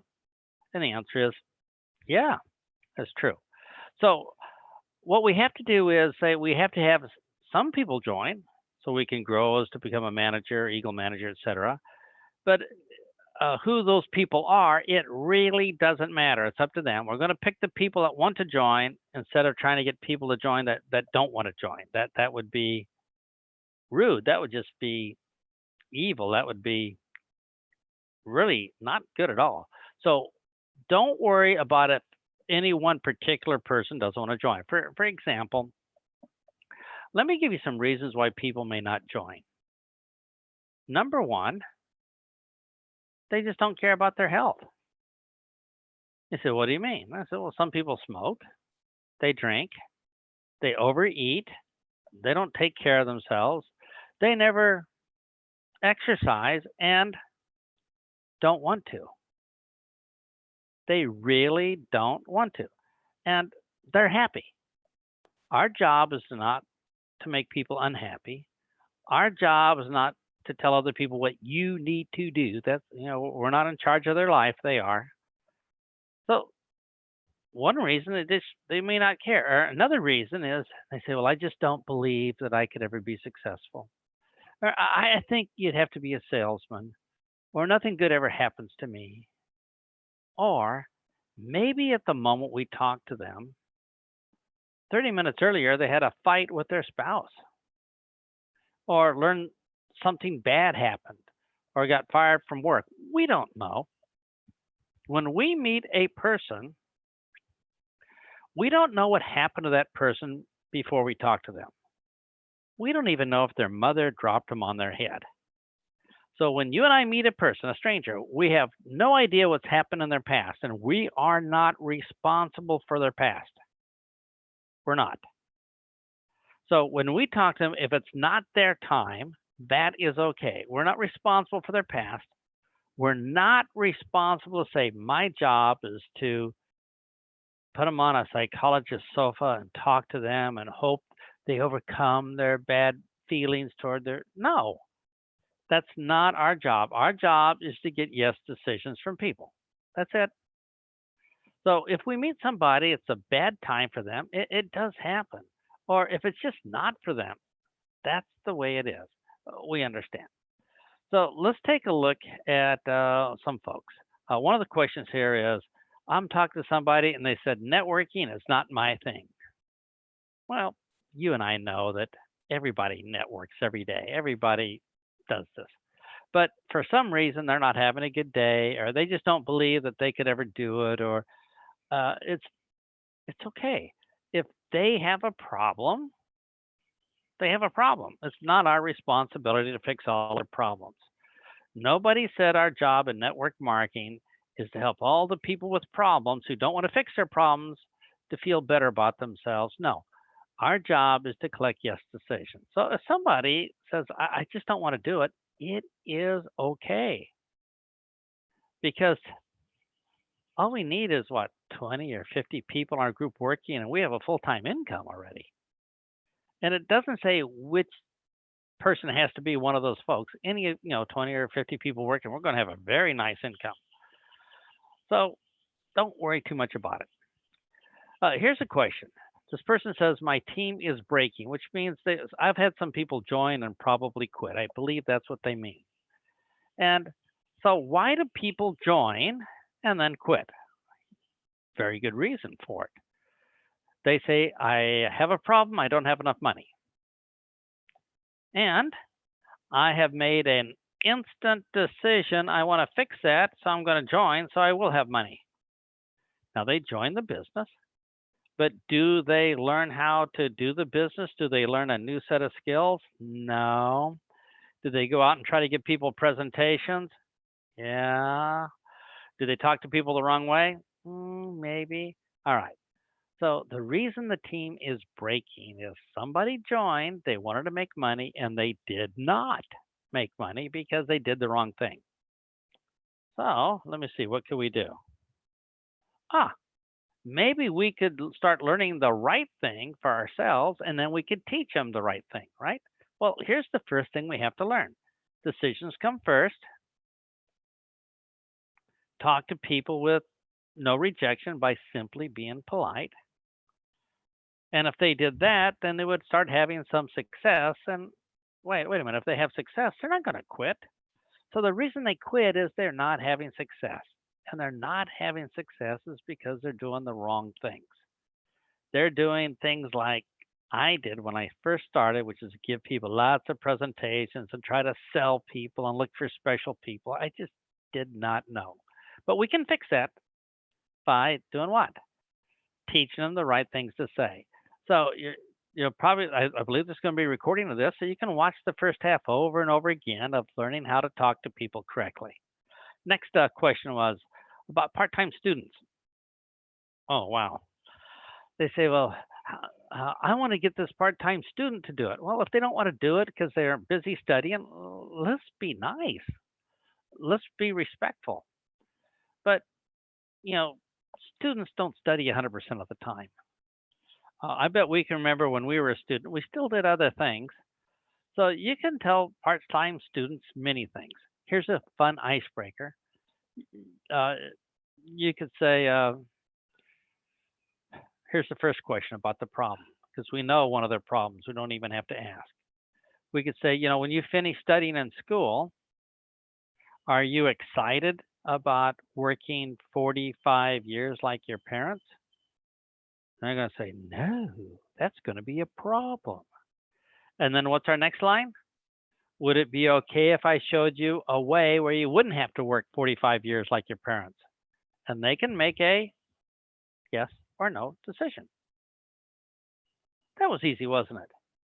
So we know that part-time students are going to have problems like when they graduate, it's going to be hard to get a good job or a high-paying job because they're just brand new. Nobody wants to give them a big paying responsible job when they're brand new. So it's going to be hard. And they could be maybe earning some money on the side, getting some experience. Or what if they did well and made enough money they wouldn't even have to look for a job? So we could talk to them about that, sure. But don't try to sell them into the business. Talk to them. You have this problem. Do you want to fix it? If they do, then have a discussion. The problem is we try to push a discussion on them before they said they wanted to fix a problem. Next question. People said, how can you have a conversation with a person from another country? Same way you would have a conversation with somebody in your country, by phone or Facebook Messenger, be the same. Now, if you have language problems, well, that I would understand, but no, it'll be the same. Just because they live in another country doesn't mean that they have unlimited health and going to live forever. It doesn't mean because they live in another country that they are rich and don't need more money. Just because they're in another country doesn't mean that they hate their job or their boss, They may or may not. So having a conversation with people is easy. We think conversation is what we say. No, no, no, no, no. Conversation is what they say. So all we have to do is let them talk. And if they don't talk, well, maybe we can ask them a question and then they'll start talking more. So remember, conversation is not what we say, it's what they say, and we just listen for the problem. Really easy. Next question. I talked to this person and he says he's researched it and he went everywhere on the internet and he thinks it's a pyramid. What do I do? I would say leave that person alone. They have already made up their mind. No. No matter what it is, it's going to be no. They've made a no decision. And that's okay. This person does not have to be on our team. And so why would we spend our time trying to make them change their mind? Even, we say, well, you're wrong. And maybe they are wrong. Yeah. So they shouldn't be saying this, but it's not our job to change their minds. If they have worked really hard for days researching and copying down all these things to prove that it's a pyramid, all right, leave them alone. They're one person. There's only 7,700,999,999 people to go. So leave them alone. That's fine. They don't have to be one of those people. We don't have time to take a month out of our career to argue with people like this. We don't have time. Leave them where they are. It's fine. They're happy doing that. But we need to move on and build our career. All right, next one is in India, no one replies if you say hi. I don't know what part of India you live in. I've been to India many times and I've said hi and I'm sure there's a lot of times people did not say anything and just walked away. Maybe they thought, well, I don't know, maybe this person's crazy because they said hi, but a lot of people said hi. Now, if they, well, what if I say hi and nobody replies? Well, don't talk to them. The reason they didn't reply is they didn't want to. Maybe they're in a rush to get somewhere. They can't stop and talk. Or maybe they're just scared of us. Or maybe their parents says, don't you ever talk to a stranger. That's what my parents said. My parents said, don't talk to strangers. So I had to learn that maybe that's not true all the time. So we learn as we go. But I'm sure in India, if you say hi, you're going to have a lot of people reply. Hi. And if it really bothers you, well, then get on Facebook or someplace like that or WhatsApp and say hi to people that live outside of India. But I've met a lot of people from India and they do say hi and they do enjoy having conversations and they do like talking about their problems, just like everybody. Next question. Can you apply this formula to a group? No, not really. If you're not going to be talking to a group on social media, you're going to be talking one-on-one. But if you're going to talk to a whole group of people, it's kind of hard to say, please, you all talk at the same time and tell me your problems. That would be a headache. I don't think I can handle that. So to talk in front of a group, you're going to need a different set of skills. And what I'm saying is you may not have these right away, which is all right, because there's a lot of stuff we don't know yet, but it's something we can learn. But here is the general idea when you are forced to talk to a group. The skills you will learn to do is, number one, get everybody in the audience agreeing with you, and then deliver your message. because unless they are comfortable with you, unless they believe you, why deliver a message that they won't believe will just bounce off their forehead and tinkle to the floor?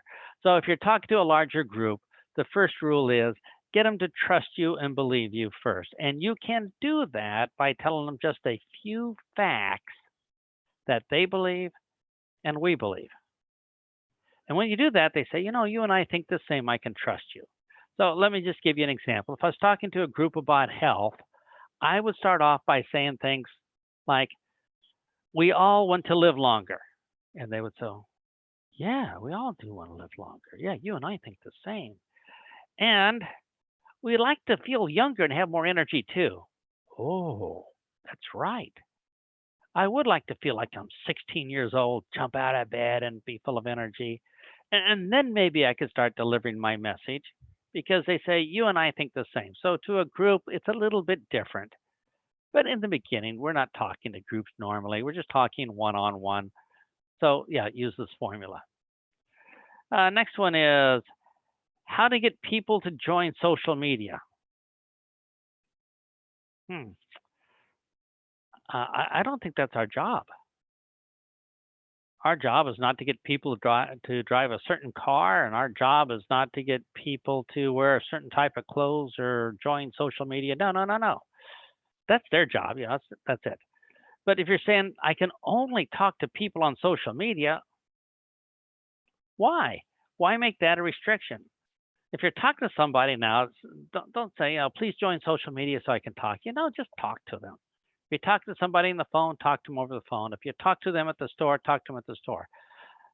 There's no requirement people join social media. As a matter of fact, social media is just one place to talk to people. Back in 1977, 1978, when the company started, there was no social media, and they talked to people, and they built a business, and it grew. Social media is not necessary. It's just one more convenient thing or one more convenient place where we can talk to people, but it's totally not necessary at all. When Kim started in 1996, 97, there was no social media. So don't worry about it. You can build a fortune without social media. So if people join social media or not, that's up to them. We can talk to them anyway. All right. Next question. How do you get people into conversation?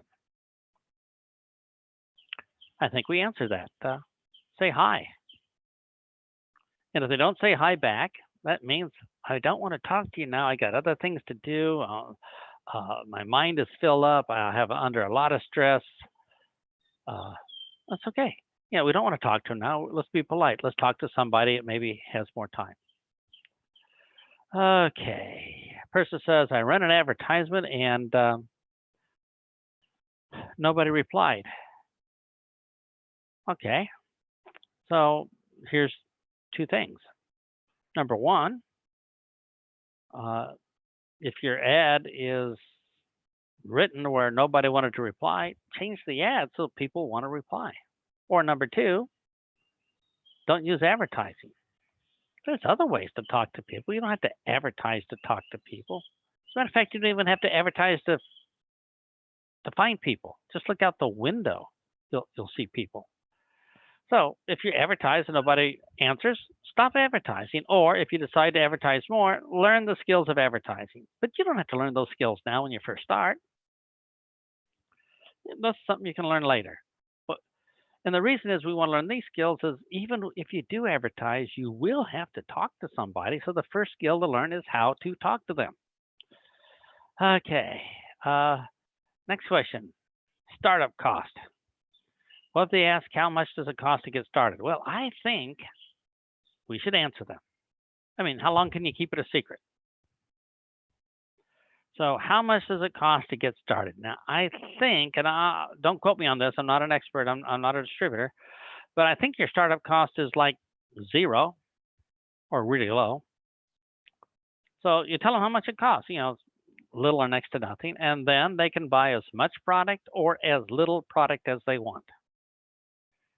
So let's say it was 0 where you lived. I don't know.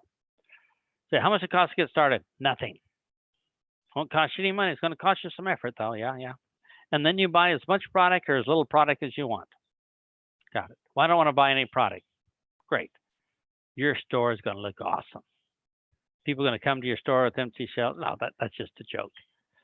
But you tell them, and then they say, well, what product should I get, or how many products should I start up with? And then you can say these words, and these words are really cool. You can say, most people start with this pack, and tell them what's inside the pack. Most people, and those are the key words, most people start with this pack. Now, when you say most people, you know what most people do? Most people make an instant yes decision. Yes, I want to do what most people do before you got to word number 3 in that sentence. So when you say most people will say yes in their mind before you've even finished the sentence. So when they say how much it costs to get started, tell them how much it costs, but say most people start with this. And they can make up their minds if they want to start with that or not. It's their decision, their business. And we don't know their circumstances. We don't know what happened to them. Maybe they had a terrible negative experience before. We don't know. But we can tell them what most people do. And then it's up to them. Okay, here's the next question. Someone did all the work in a good way and wasn't successful. It didn't work for them. And says only the top people make money. And that's why I don't want to join your business. Well, let's review. So somebody did all the work in a good way and was not successful. Well, wait a minute. If you did the work in a good way, ask people if they had a problem first, and then do you want to fix it? And didn't give them some silly presentation that made them feel like, salesman picking on them or something. Well, they would have been successful. So I think what happened is somebody did all the work. They thought they were doing the right thing, but they didn't do it the right way, and so it didn't work. And so they quit. That's logical. And then they're going to say only the top people make money. And the answer is yeah, because only the top people maybe are doing it the right way, being polite to people, checking if they have a problem, answering people's questions. That's what we do. And we say, okay. So if somebody did the work in a good way and wasn't successful, the answer is they didn't do the work in a good way. They thought it was good. They thought, all I need to do is talk to people. No. We can talk to people and push people away, make it awful. And that happens all the time. That's not a good way. So we think all we have to do is talk to people. No, we have to talk to people in a good way, saying the right things, asking the right questions, letting them talk. And then, of course, we'll be successful because they want to fix their problems. So the question is, somebody did all the work in a good way and was not successful. Well, they didn't do it in a good way. And then they say, so the business doesn't work. Well, of course it doesn't work if we just go talk to people. We have to learn how to talk to people. And then they say only the top people make money because the top people do it the correct way. They ask people, do you have this problem?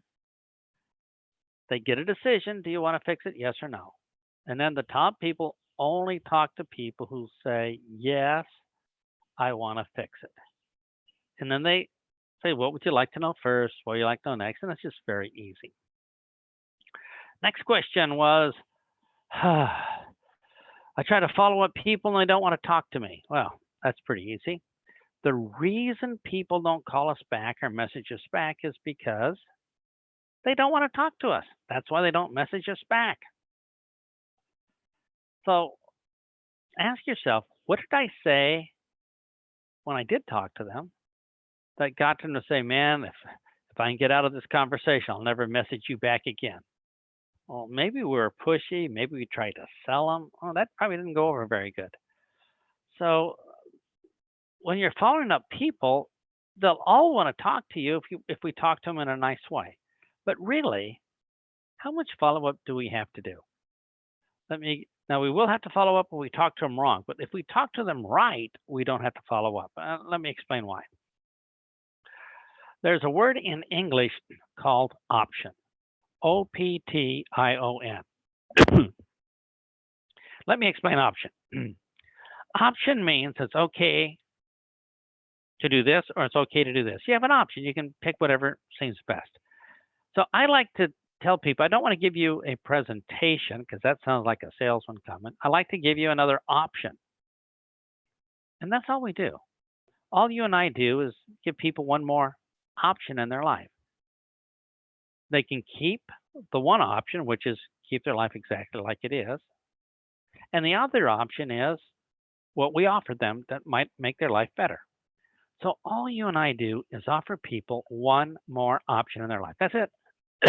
No sales presentation, no selling, just give people another option. Now, here's what's magical about this. If we truly believe that our job is to get rid of all of people's negativities and bad thoughts and illogical, messed up things that happen to us, if we can just move that out of the way, deliver our option inside of their head. That's it. Just deliver our option inside their head. And then they can decide, will this option serve me or not? If we truly believe that, that shows up all over our face in our microfacial expressions. They don't understand this, but they look at our face and they make a judgment based upon our microfacial expressions. And our microfacial expressions show them what our real intention is. That's why when you look at somebody, you just know they're a salesman because of their microfacial expressions. So if we can just think in our mind, I just want to give these people a good option, they will listen with a more open mind. And your experience with people will be they won't not reply. They'll be more open. They'll like it. So they read our facial expressions. We don't know this when we start. It's one of the things we learn. So we only give people an option. That's it. Now, if you have that in the back of your mind that I only give people an option, when you talk, that just comes through naturally. Now, my son Keith, he has a story about options. And this also explains follow-up too. So here's the story he tells people. You and I sit down for a cup of coffee. The waitress comes out and says, do you want cream with your coffee? And I say, oh, you say, yeah, I want some cream with my coffee. She turns to me, do you want cream with your coffee? And I say, no. You don't see that waiter or waitress go back into the kitchen, take that cream, slam it against the wall and yell, it's a pyramid, I've been rejected, I quit. No, no, no. She knows it was only an option. And that's all you and I do, is give people an option. So if you've been out selling, doing it the wrong way, you probably got a lot of rejection. A lot of people said no. But if you offer it as an option, you don't care if they say yes or no. If somebody says it's a pyramid, I can prove it's a pyramid, you say, it's fine, it's okay. I won't bother you anymore. You're not going to be one of my 20 or 50 people on my team that I need to really make some big money. It's okay, it's okay. If we offer it as an option, something magical happens. People respond to us really well, really differently. And they're positive, they're open-minded, and we have good conversation. Now, if we give it to them as an option, and we're pretty clear how this works, we don't really have to follow up, do we? Does that waiter or waitress have to call me tomorrow and say, hey, I still have cream. Do you want cream now? I says, no, I don't want cream with my coffee. Does she have to follow up again the next day? Hey, have you thought it over? Do you think cream would be good now? No. I know that person has cream, so if I ever want cream in my coffee, I can go there. If we explain what we do clearly, which is, do you have a problem? I can fix it. We really don't have to follow up, do we? They know already. And so that relieves us. That's going to save us a ton of time. We don't have to follow up with the people. But usually what happens is follow-up is, the reason it happens is we're trying to sell them something. Remember how we used to do the business, try to give them presentations and sell them? And they didn't know how to say no. They were afraid we're going to argue with them. So the only thing they could think of is, let me think it over, let me get out of here, run. And what they wanted to do was tell us no. They wanted to tell us, the way you showed it to me, man, I can't see myself doing that. I don't think I can give that kind of presentation to my friends. My aunt would laugh at me if I did all this and showed that to her. And I don't want to be a salesman. I just wouldn't even feel good about that. So when they see us do that, they want to say no, but they're afraid we'll argue with them. So they say, well, I'll get back to you. Follow up with me later. And they do that to make us feel good because they're kind people. They don't want to hurt our feelings by saying, that's a stupid way to talk to people. I don't want to be sold to. You're an idiot. I don't like it. People don't do that. They're polite. So, not to hurt our feelings, they say, well, let me think it over. I'll get back to you. That really means no. What that means is right now, my decision is to keep my life the same because I don't want to do what you offered. Now,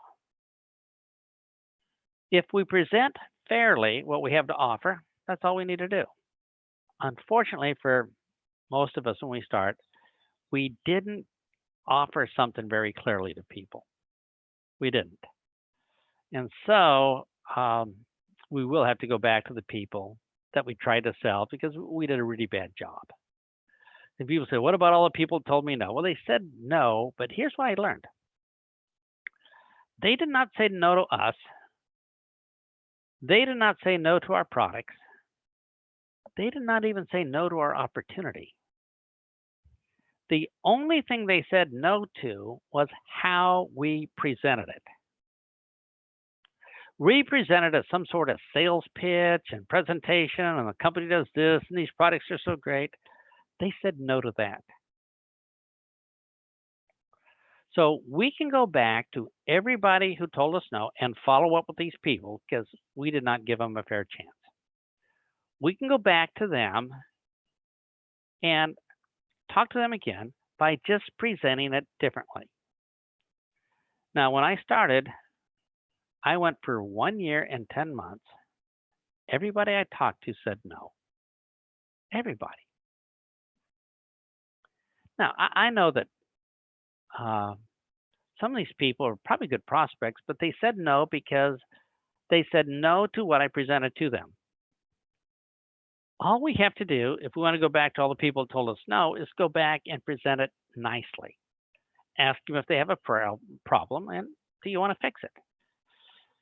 So if you feel discouraged because all your friends and relatives said no, well, they probably said no to how we presented it. They didn't say no to more money. They didn't say no to more health. They just said no to how we presented the business. Okay, next question. What to do if they don't answer hi? If they don't answer hi, leave them alone. That means they just don't want to talk to us right now. Let's be polite people. And that'll happen, sure. Some people just cannot talk at this very moment because they got to get home. They have a babysitter or they're late for work. Well, we understand. We might even just look like their ex-boyfriend or girlfriend and they just have all kind of bad vibes in their mind. That's okay. We just say that person doesn't have to be one of our 20 or 50 that we get started to start making big money. Startup cost. Here's one. How much money do you make? Whoa, okay. If we're brand new, we are afraid of this question. They say, well, how much money have you made so far? Huh? Now, if you're brand new, we have two choices here. We can lie. It's not a good choice, is it? Or we could tell them the truth. Probably sounds better. So let's just tell them the truth. So if I'm brand new here, I've been doing it for a month or 2 months or 3 months, haven't made any money. Let's try this. They say, so Big Al, you've been in 3 months already. How much money have you made so far? And I would say this, nothing, because that'd be the truth. It's a business. I'm learning how to do this business. I don't even expect to make money till maybe 6 months from now. It's not a job, it's a business. But 6 months from now, it's going to really start adding up. I'm going to save up a bunch of money, my first paychecks for the first 6 months, and I'm going to take a trip to Bali. All I really want to know is this. Do you want to get started with me now so we could both be earning checks and we can go to Bali together? Or do you want to give me your address so when I get to Bali, I can send you a postcard from Bali? And now they have a choice. Hmm. All right, so you don't earn money right away like a job. It's a business. Oh, okay, yeah, I guess that's how business works. And it's going to take 6 months. Well, yeah, okay, okay. And you'd like to work with me, and we could both go to Bali together, maybe.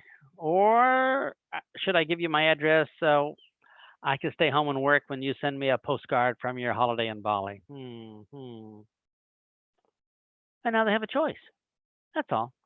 So if they ask how much money we make, there's lots of answers. Here's another one you could use.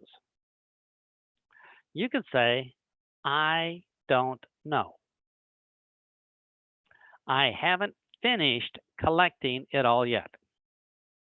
I don't know. I haven't finished collecting it all yet. Because remember, we do something one time in this business, we could get paid a long, long time. So imagine this. You get started and you sponsor Kim Matson. Whoa! But Kim is busy right now. He's got some family situation to take care of and he's moving and he doesn't do anything for 5 or 6 months. But you sponsored him, right?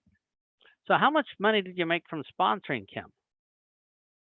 Well, now every month you're making 10,000 euros every month because you sponsored Kim, because he has a huge organization. You're making big money and you're making that every month. So you don't know. You haven't finished collecting it all yet.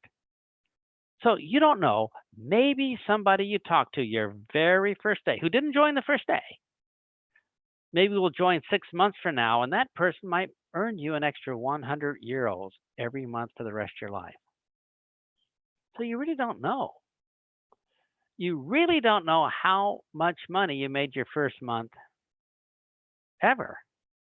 Because you can have this happen. You could talk to a friend who told you no, who talked to a neighbor, and 6 months later they're at a class reunion and they tell somebody at their class reunion, that person joins and starts making you money every month.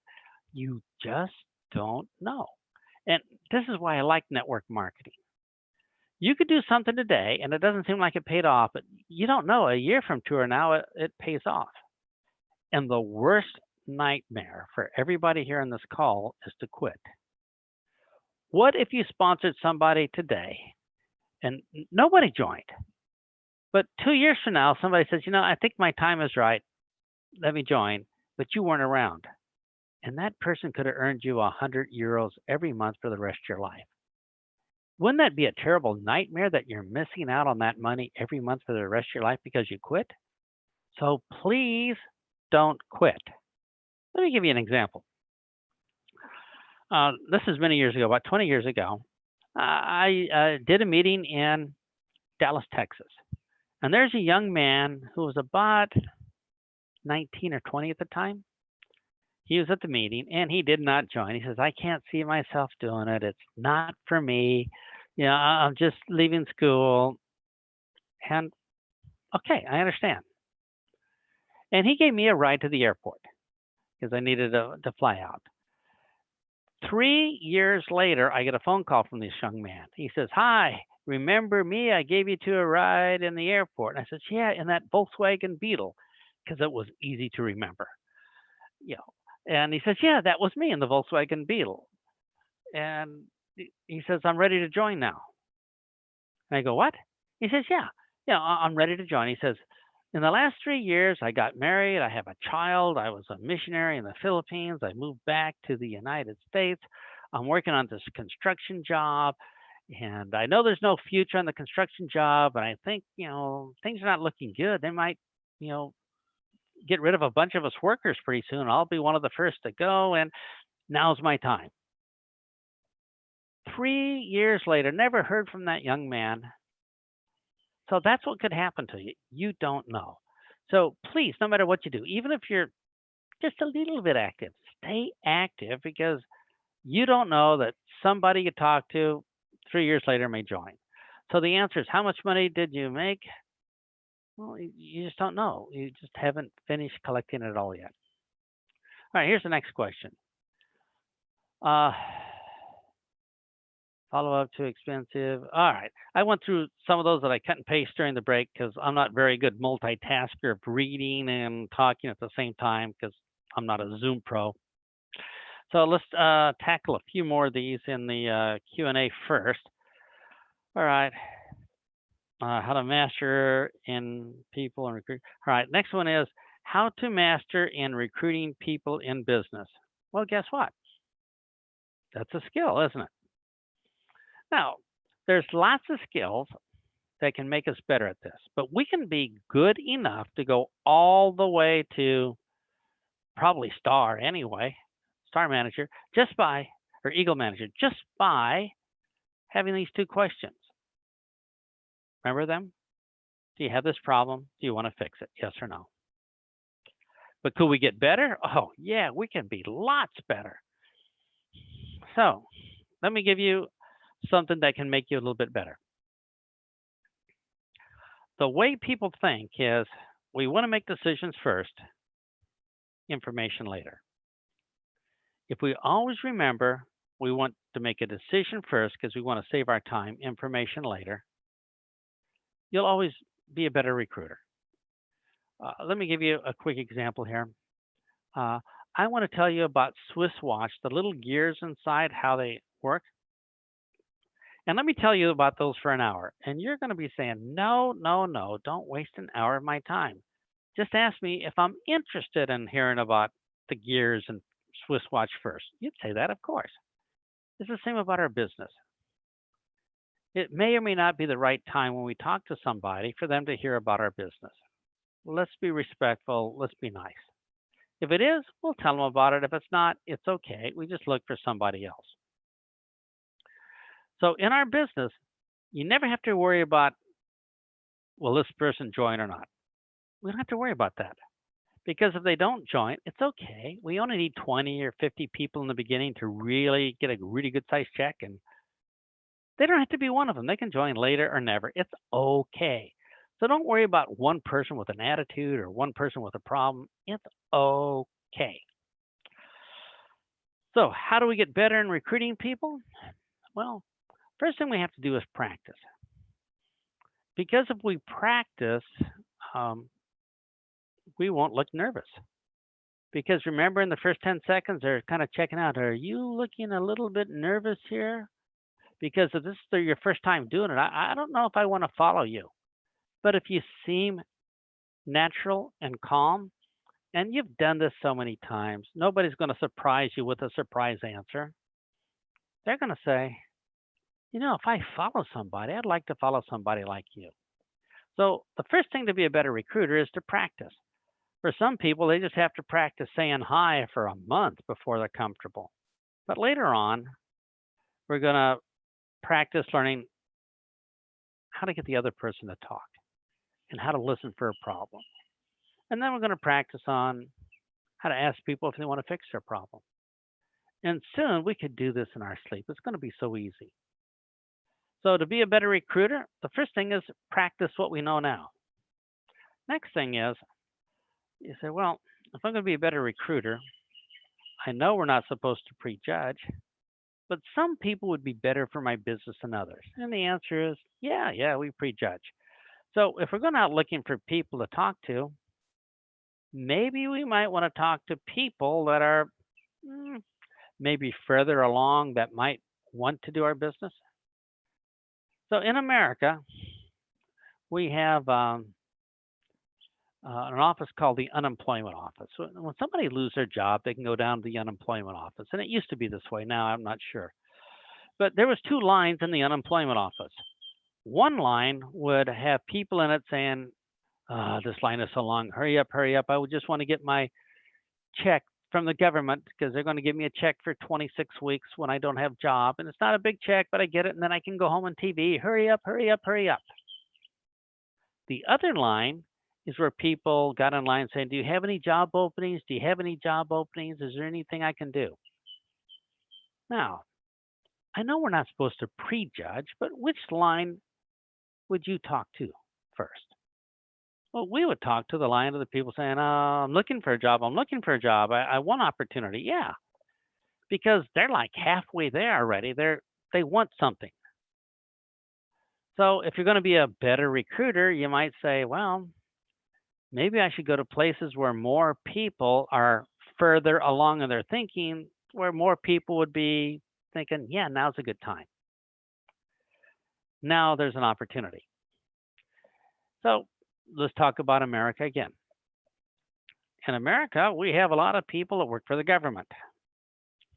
And if you work for the government, well, it doesn't pay very good, but everything's secure. They really can't fire you if you do a bad job unless it's really bad, and that's they still can't fire you. So you have a job for life, and then you get a retirement. And you say, are these people really looking for opportunity? And you have to say, well, probably not, unless something's really happened in their life. And then there's another group of people that you could go to where every Monday there's these group of people with jobs. They get together on Monday night and they talk about how they're going to start their own business or how they're looking for opportunity or uh, what they can do to get a better job. And you say, if I just spent my time going to that meeting with that group, I would be around better people that want to do something. Yeah. So there's a lot of people that need more opportunity, but they don't want to do anything about it because they don't think it's possible. Why? Because maybe when they're growing up, their parents say nothing's impossible. You're going to be this way all your life, and there's no hope. So maybe if you had a choice, if you want to be a better recruiter, in time you'd say, let me make sure I'm talking to people in a group that might be closer to making that decision. And that'd be another thing you could do. Next thing is you could learn how to talk to the people that don't say hi. And then you could learn how to talk to people so they would all trust you quickly. And we could learn more skills. But for today, let's say we got to practice these two things, these two little sentences. Because if I do, I will sound so natural, people have confidence in me. So, next question here. How do you get people to trust you enough to share their challenges? Okay, this is actually a pretty good recruiting skill. Uh, People are shy. They don't want to open up to us. They're skeptical. They're afraid we're going to try to sell them something. So, how do you get people to trust? I'll give you a couple quick ways. Number one is I want you to believe that you can get anybody to trust you in less than 15 seconds. If you don't believe that, well, then it's going to be hard here. But it's true. Think about con men. Con men, these people that trick people and trick them out of their money, they're able to get people to trust them in 15 seconds and they have bad intentions. They don't have your best interests at heart. These are sleazy people. They're thieves. They steal. How do they do that? Well, they know how people make up their minds to trust. So let's learn how people make up their minds to trust us. Number one, the first thing they're going to ask is, are you more like me or not like me? Here's the reality. We tend to trust people who are more like us than people that are different. So if you're from India and you go to Canada and there's 26 million Canadians there around you and you're a stranger and you meet somebody from India, whew, instant friend, because that person is more like you than the 26 million Canadians that are not like you. And you go, yeah, that's true, because you have something in common. You come from the same city or same country. And here's how the conversation goes. Even though they are a stranger, hi. You from India? Yeah, I'm from India too. Where are you from? Well, I'm from Delhi. Where are you from? I'm from Mumbai. Oh, we're neighbors. Well, no, you're not neighbors, but you just feel that way, right? So the first thing people look at, are you more like me than not like me? So if we're different, we have an uphill battle, let's face it.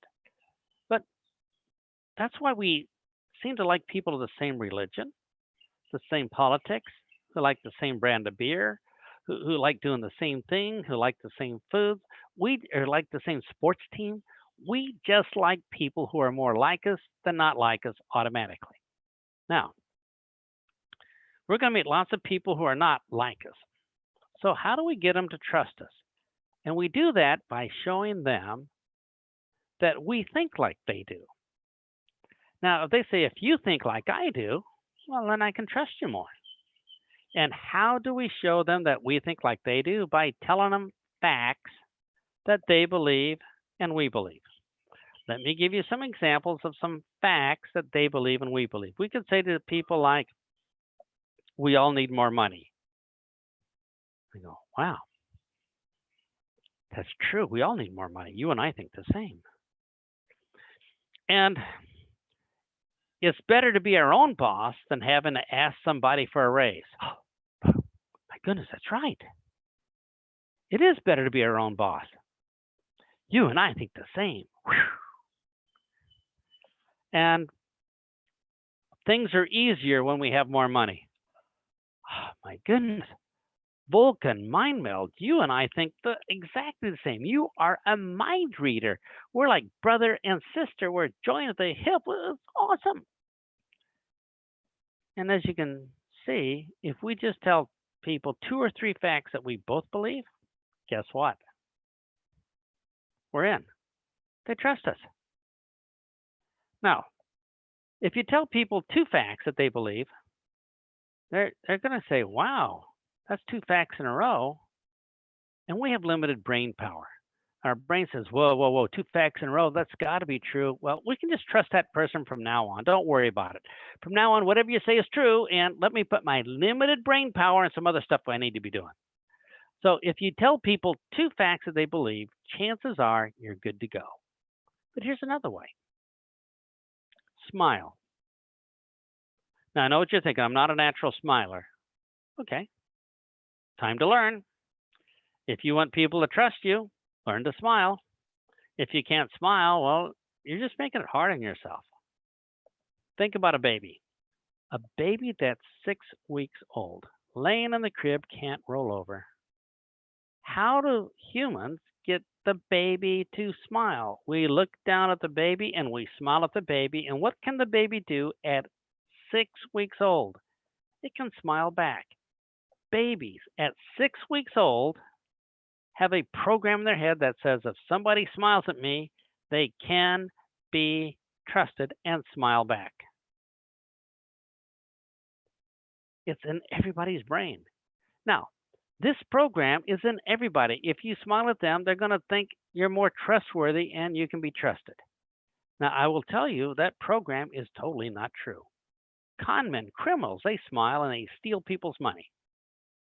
Politicians smile and, well, we know about politicians. But I'm just saying, if you have a $1 million smile, people will trust you right away and use it. And if you don't have a $1 million smile, I didn't, practice. And you say, really? Just smiling makes that much difference? Huge difference.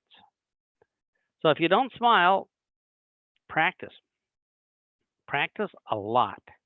Because if you smile, people will want to believe what you say next. It's just how it is. I don't make the rules. I'm just reporting them. But if you want to be a better recruiter, learn to smile, and then they will trust you.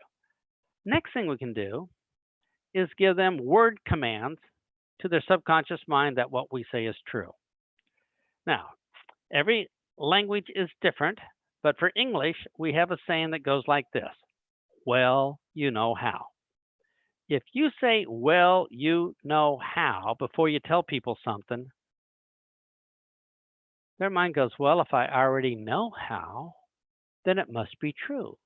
So whatever you say is going to be true.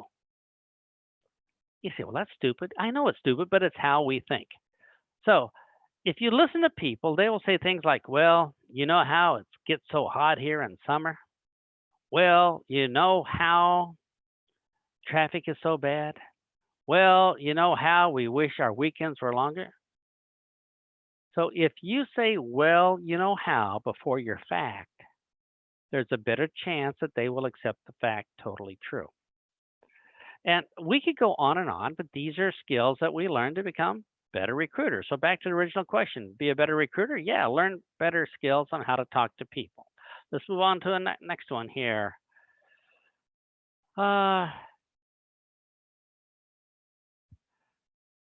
This question is, they listen to me and say good luck. Well, gee, uh, what would that tell us? I think what they're telling is, I've heard your stupid, silly sales presentation, so I've already made a no decision, but I'm going to be polite and tell you good luck to on whatever you do. So the reason people do this is we were just rude. We forced a sales presentation on them, and they didn't want it, and they just feel bad. Uh, can you repeat a sample exam? All right. All right. So here's the question: when we say hi, the other people respond hi, and then what do? Nothing. If we just hesitate 1 or 2 seconds, people have inside them like it's ready to explode. They just like talking about their problems. Boom. And if you notice that maybe they're not talking to you, you say, well, why? Did I shower? Uh, is something on my face? Was I mean to a little kid before I talked to them and they saw me be mean to a little kid? You have to say, why are they scared of me? And maybe it's not our fault. Maybe, like I said, we just look like their ex-boyfriend or girlfriend, and yeah, okay. Or maybe they're having a bad day. But if we respond, we say hi, they respond hi. 9 out of 10 times, they want to talk. And if they don't want to talk, we might learn to say, well, yeah, have a good day, and we're fine. Maybe we made somebody feel good, and we're on. Let's just talk to the people that want to talk, because when they talk, they love to get all those problems outside, and they like to let other people know how much they suffer, how hard their life has been. People love to do it. And you say, well, it doesn't work that way around here. If I talk to 10 people, only one's going to talk to me. Nine's going to be mean or run away, and only one will talk to me. And all right, so 1 out of 10. And let's say you want to sponsor 5 people. All right, so it won't take you that long. You'll have your 5 and you'll be fine. But reality is, most people, if they have a chance, want to tell you everything that's wrong in their life and how much they suffer. And that just makes it so easy, because really, the only thing we do is solve people's problems. Somebody says networking's not my thing. All right. We talk to a prospect, they say networking is not my thing. We have 2 choices, remember? We could say, okay, it's not your thing, but I bet if I had really good skills and a whole lot of time, I can convince you. So let's take the next 2 or 3 days, chat, and I'll convince you that networking's your thing. The problem with that is maybe we could convince them, but how many opportunities, how many other people do we miss during those 2 or 3 days that could have been great for our business? So while we're working really hard to convince this one person, that time we took away from other people who might have been even better. So what happens when somebody just says, networking is not my thing, I don't want to do it. No, no, no, no, no. Please stop talking to me. I stop talking to them. I'm thinking, all right, I bet I can convince you, and I know it'd be great for you, and I know I can help you, but it's going to take so long. And, I have a business here to run. So I better get to business and talk to people that have a problem that want to fix it. Now, later when I'm rich and retired, I can spend time out of charity to help you out with your head problems. But now I just don't have the time. I'm sorry. And leave them alone. It's just not their time right now. Okay. So, can you use this formula on social media? Yeah. All right, so let's go to these questions over here. If they say, what is the opportunity? Well, it sounds like they're asking for a presentation. So let me think. If you had 100 people come up to you and say, so tell me about your opportunity, that'd be a pretty good thing, wouldn't it? That'd be awesome. So we say, you have this problem? Yeah. Do you want to fix it? Yeah. So what's your opportunity? Okay. So we know what to say, don't we? What 7 words? What would you like to know first? So we know exactly what to say in this situation. We already learned that, so it's going to be easy. And they can start asking questions, and if any of our answers disqualifies them, that's okay. It's not their time, and we should be spending our time with somebody that we can help more. So if you say, they say, what's the name of your company? You say Forever Living Products, and they say, I can't join any company that starts with the letter F. It's okay. Don't change the company or anything. Just say it's okay. And spend your time with somebody that can join a company that starts with letter F or whatever the problem may be. So we don't have to get everybody. In the beginning, let's take the easy ones, just the volunteer. Okay. Charlotte says, smile with your eyes and your mouth. Okay. She's good at this. All right. What happens when they ask, what is your business? Because they seem to be in a hurry. All right. Why do they pretend to be in a hurry? Because they're afraid of long sales pitches. We have trained prospects over the years to be afraid of long sales pitches because as salespeople, we didn't know that people make decisions first. And what do? We thought we had to give them a sales pitch, a presentation first so they can make up their mind. We say you have to have all these facts before you can make a decision. That's just not true. Remember, that's the big lesson we have to take home here. It's just not true. People always make decisions first, and then if the answer is yes, then they want information. We probably didn't know that before right now, but now that we know that, it could change how we do our business forever. Okay, next one. They ask, what is your business?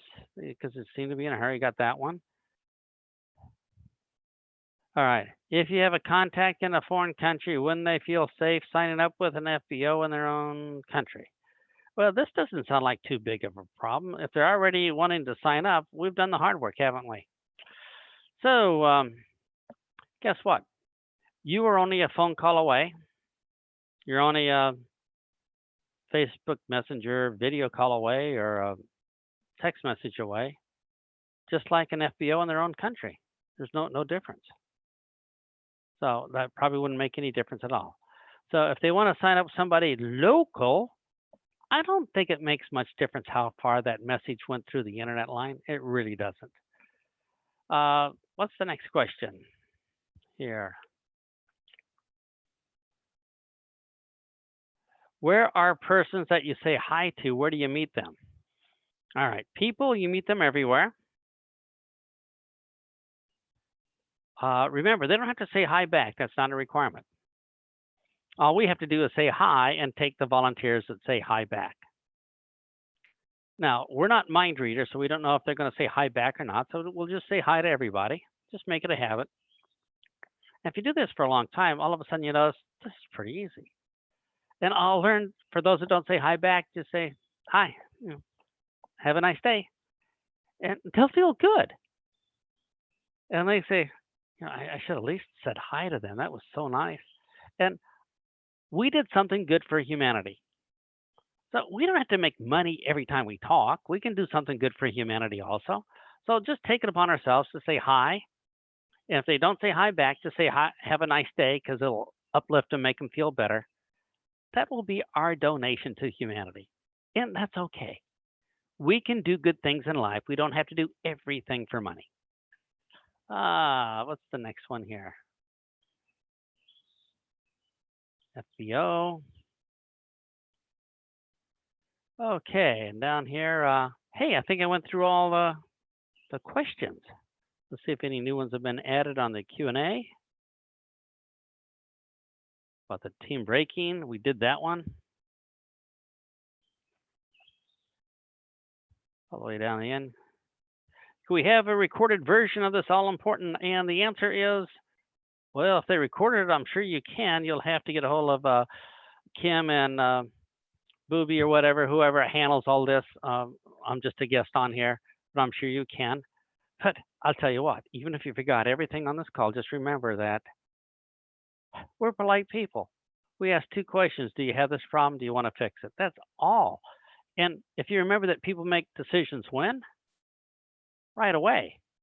You say, wow, just that alone can help me build a business. I can go all the way to manager without hardly knowing anything, just two little sentences. And hi, anybody can learn to say hi. All right, so let's do a couple more questions that came in here. Sometimes people just want to listen. They don't want a solution. They don't want us to fix it. They just want to complain about their problems. And they feel if we just listen to them um, and we don't do anything, would they feel like we're not genuine? Oh, all right. So the answer is, are we only talking to people for money and not being genuine? Well, that's up to you. Uh, will people feel that we're just trying to sell them something? No, we just ask about their life. If they have a problem, we ask them if they want to fix it. If they do want to fix them, well, then our conversation will go toward our business. And if they don't want to fix it, we can still listen to their problems. And a lot of people have problems. I have relatives that have problems, and their problems will never go away. And at a family reunion, they repeat the same problems as last year. And it's okay. That's what families do: is sort through and repeat their problems over and over again. It's the same problems. Now, somewhere in the conversation, I want to say, do you want to do something about it? But I know with my brother-in-law, maybe, or a cousin, I know them pretty well. They don't want to do something about it. I asked them that last year and they didn't want to do something about it. And this year ain't any better. They just have better stories about their problems. It's okay. Remember, we don't have to fix people's problems. We don't even have to offer to fix them. Uh, we don't even have to listen. While they're telling us their problems, we could be thinking of something else just because we're bored. All we do is ask people if they have a problem, if they want to fix it. If they do, then our conversation talks about our business. If not, then everything is normal, just like before. People enjoy talking about their problems. Don't take their happiness away. Don't fix their problems or even offer to fix their problems unless they want them fixed. But I tell you what, so many people want them fixed that they'll listen to what we have to offer and how we offer it. So take the volunteers, just the volunteers. Don't force it on anybody. Okay, so next one. Which book or course do you suggest to learn the skills of network marketing? Well, I like books. Here's why I like books. We can learn by trial and error. Go out and try things till we figure it out. But it really hurts and it gets scar tissue, and it's a slow way to learn and very, very expensive because we delay our bonus checks for months or years. I tried by trial and error for 1 year and 10 months.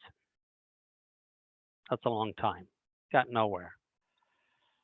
There are people that know what to do. How about Kim? I think he knows what to do. So we can learn from other people. We don't have to learn by trial and error. So if you learn by trial and error, I will tell you that number one, when you learn that way, you'll have lots of bad experiences and you will remember them. So it's a good way for memory. Trial and error gives us bad experiences, and bad experiences we remember. So we remember, maybe I shouldn't say those words again. But it is slow and expensive. So if you're going to be doing business and you want to do it right away, we got to learn from other people's experience. They already took the trial and error for us. They wrote down or speak. So whenever Kim speaks, listen to what he says. Use the words he does. And you say, well, I can't listen to a speaker every day. Can I learn by books? And the answer is yeah. That's why I like books. Now, I've written over 40 books in my life. Over 40 books on the brain science, how people make decisions, how to follow up, icebreakers, what to say, skills like the 4-color personalities, and all the different skills we have in network marketing. I've written books about them. And guess what I do every morning? I read new books because we either learn or we stay where we are. And I just love learning new things that I can read and try. So if you are a person that likes to read books, congratulations. That's the coolest way to learn because you take somebody who spent their whole life to write one book, you have a lifetime of experience in one book. So which book would I recommend? Normally, I would recommend a book by me because, well, I'm biased. I think my books are really good. And what I like about my books is I just tell people word for word what to say. And I have a book called Quick Start Guide, and I recommend that to everybody because it takes 90 minutes to read. And you know answers to things like the product is too expensive. So, uh, in the beginning, there's only going to be 3 or 4 objections that you're going to get all the time. You need to know what to say. So let me give this to you right now. If somebody says, but your product is too expensive, here are the correct words to say. You're going to say, yes, it is expensive. That's a fact. They agree with it. Yes, it is expensive. The company wanted to make a cheaper version, but they knew it wouldn't work. And they didn't want to rip you off.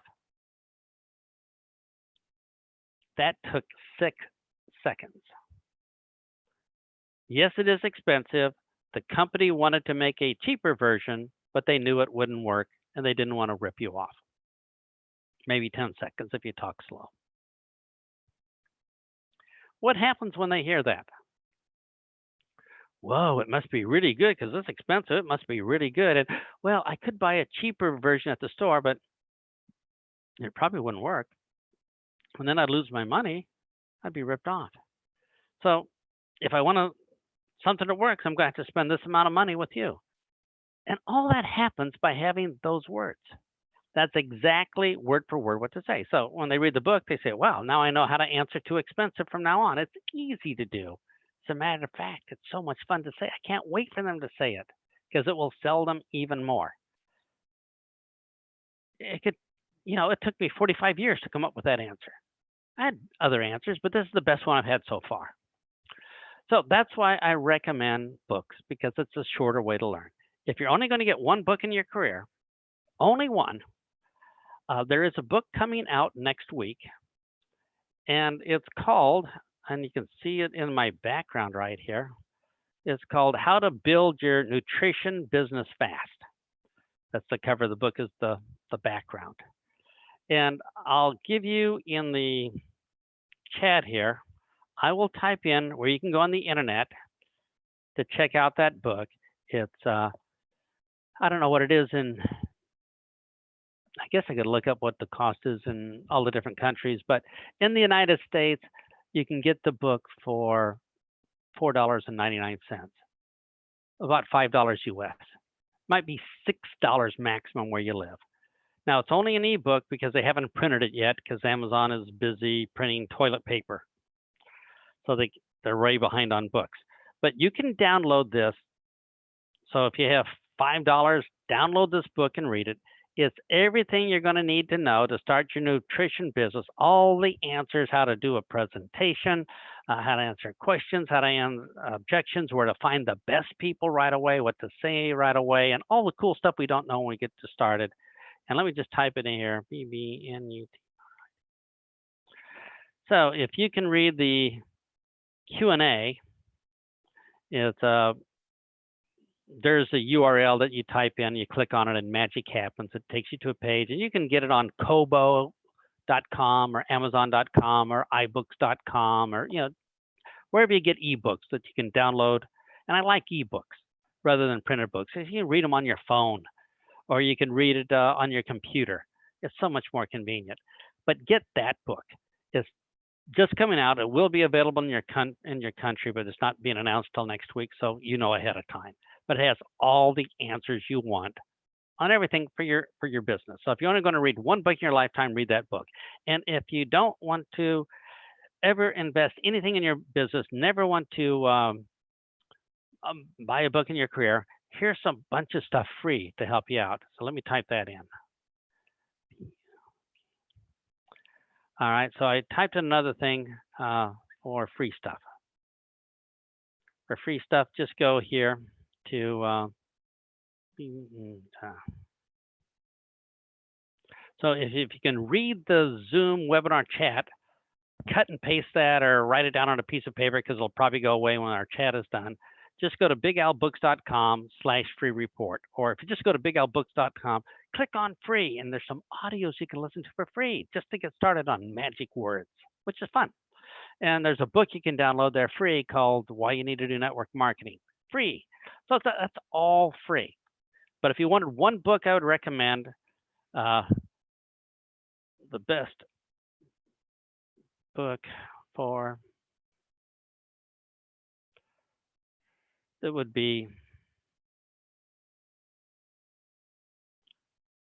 well, I can't even spell it. N-U-T-R-I-D. There it is. That's a URL. You can go check it out. So learn any way you can. When Kim talks, take notes, pay attention, record it, listen to it over and over. He talks a certain way. He understands things about the business a certain way. Change how we think. Things will get better. Let's see if we have any more questions here. What if they say they have no money to start but interested? Well, you can check that really quick. So how much is it going to cost them to start? They say, well, I can't even start. I can't do anything. Say, all right, here's what.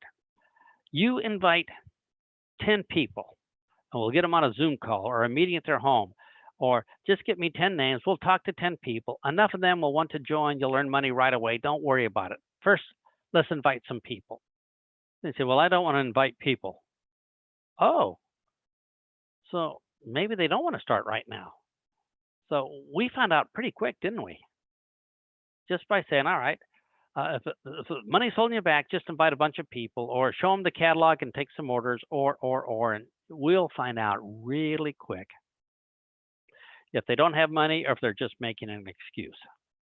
Now, if they don't have money, there's lots of ways they can start. We know that. We just want to check the reality of what they're telling us is true. Next one is, how do you engage with someone you meet on social media? Well, what do you mean, did you meet them on social media? If they sent you a message, because you met them on social media, answer the message. I think that would be polite. And you know what? If you can get them to talk a little bit about themselves, they might tell you about a problem right away. How cool would that be? Now, you might want to build a little rapport first. Maybe show them your smiling face or tell them a fact they believe. But if you meet somebody on social media, fine. How do you engage with them? Just like in real, hi, smile. This is getting a lot easier, isn't it? All right. Person says, I have no money for 2 case count. Well, maybe they can go out and get a whole bunch of people committed so they already have orders for 2cc. Oh, well, I don't even want to try. Well, then we have a problem. Maybe we need to talk to them and teach them what to say. Let's say, all right, for you to start with 2cc, maybe we should get a whole bunch of people that want to buy it first.